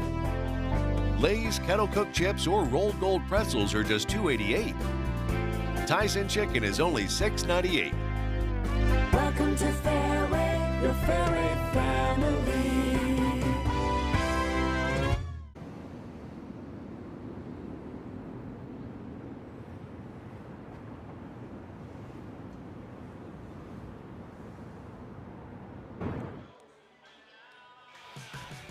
Duke 3 outs away from a Game 1 Super Regional win. You always hear about the Duke men's basketball team. The women's basketball program also very good. Football has been on the rise in recent years. First under Coach David Cutcliffe.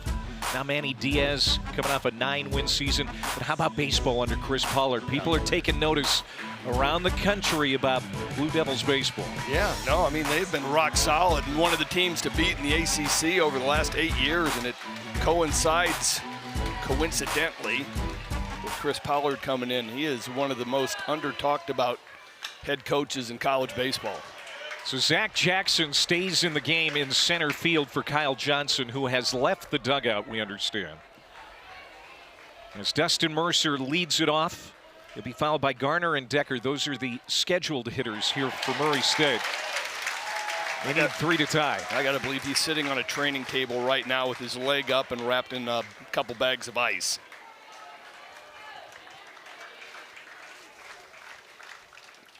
And watching you on TV. And you. Dustin Mercer, a single and a run scored in that 2-run 7th. There is Kyle Johnson. There he is.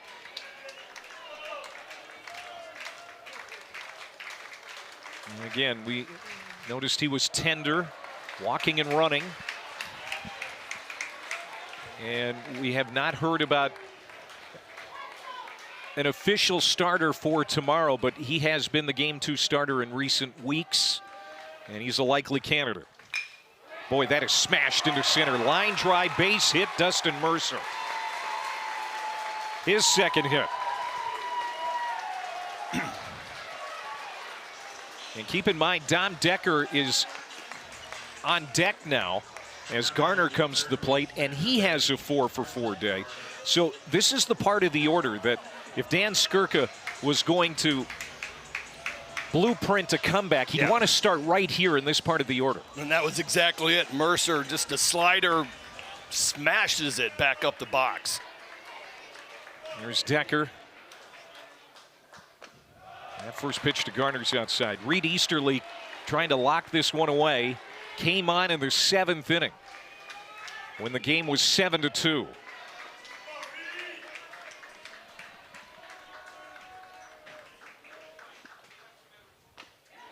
Strike. The runs that scored against Easterly were not his. They were Mark Hindy's runs, so he has not given up a run yet in 2 innings.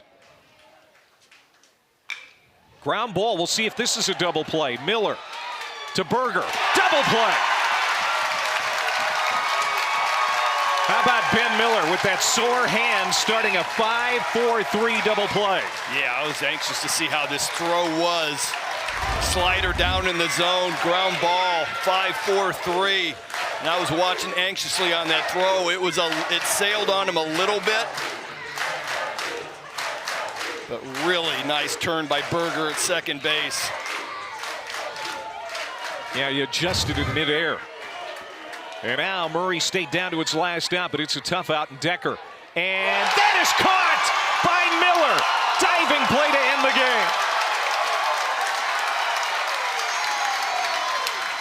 And Duke is 1 win away from the Men's College World Series.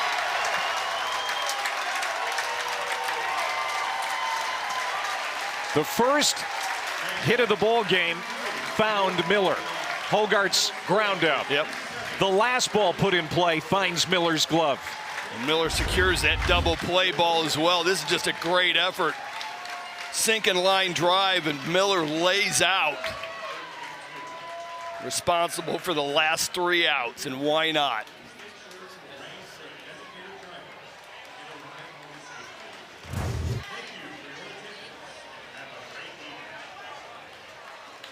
And now he's going to go put on more mustache wax. You can bet on it. So Duke gets a 7-4 win over Murray State and now needs 1 more to get to Omaha. As Owen Prooch, the junior left-hander, is going to get the win. Reed Easterly, what an effort for 3 innings. He gets his 5th save of the season. Oh, it was just a great effort on the mound. And then that young man, Kyle Johnson, getting in 5 RBIs, and he was the difference in today's game. Well pitched, well played game by both squads. And we're back here tomorrow for Game 2. We hope you can join us. For our entire crew, Greg Olson, I'm Clay Matvick. 7-4, Duke takes it today in Durham. Now we're going to go to Chris Budden and Mike Rooney with Squeeze Play.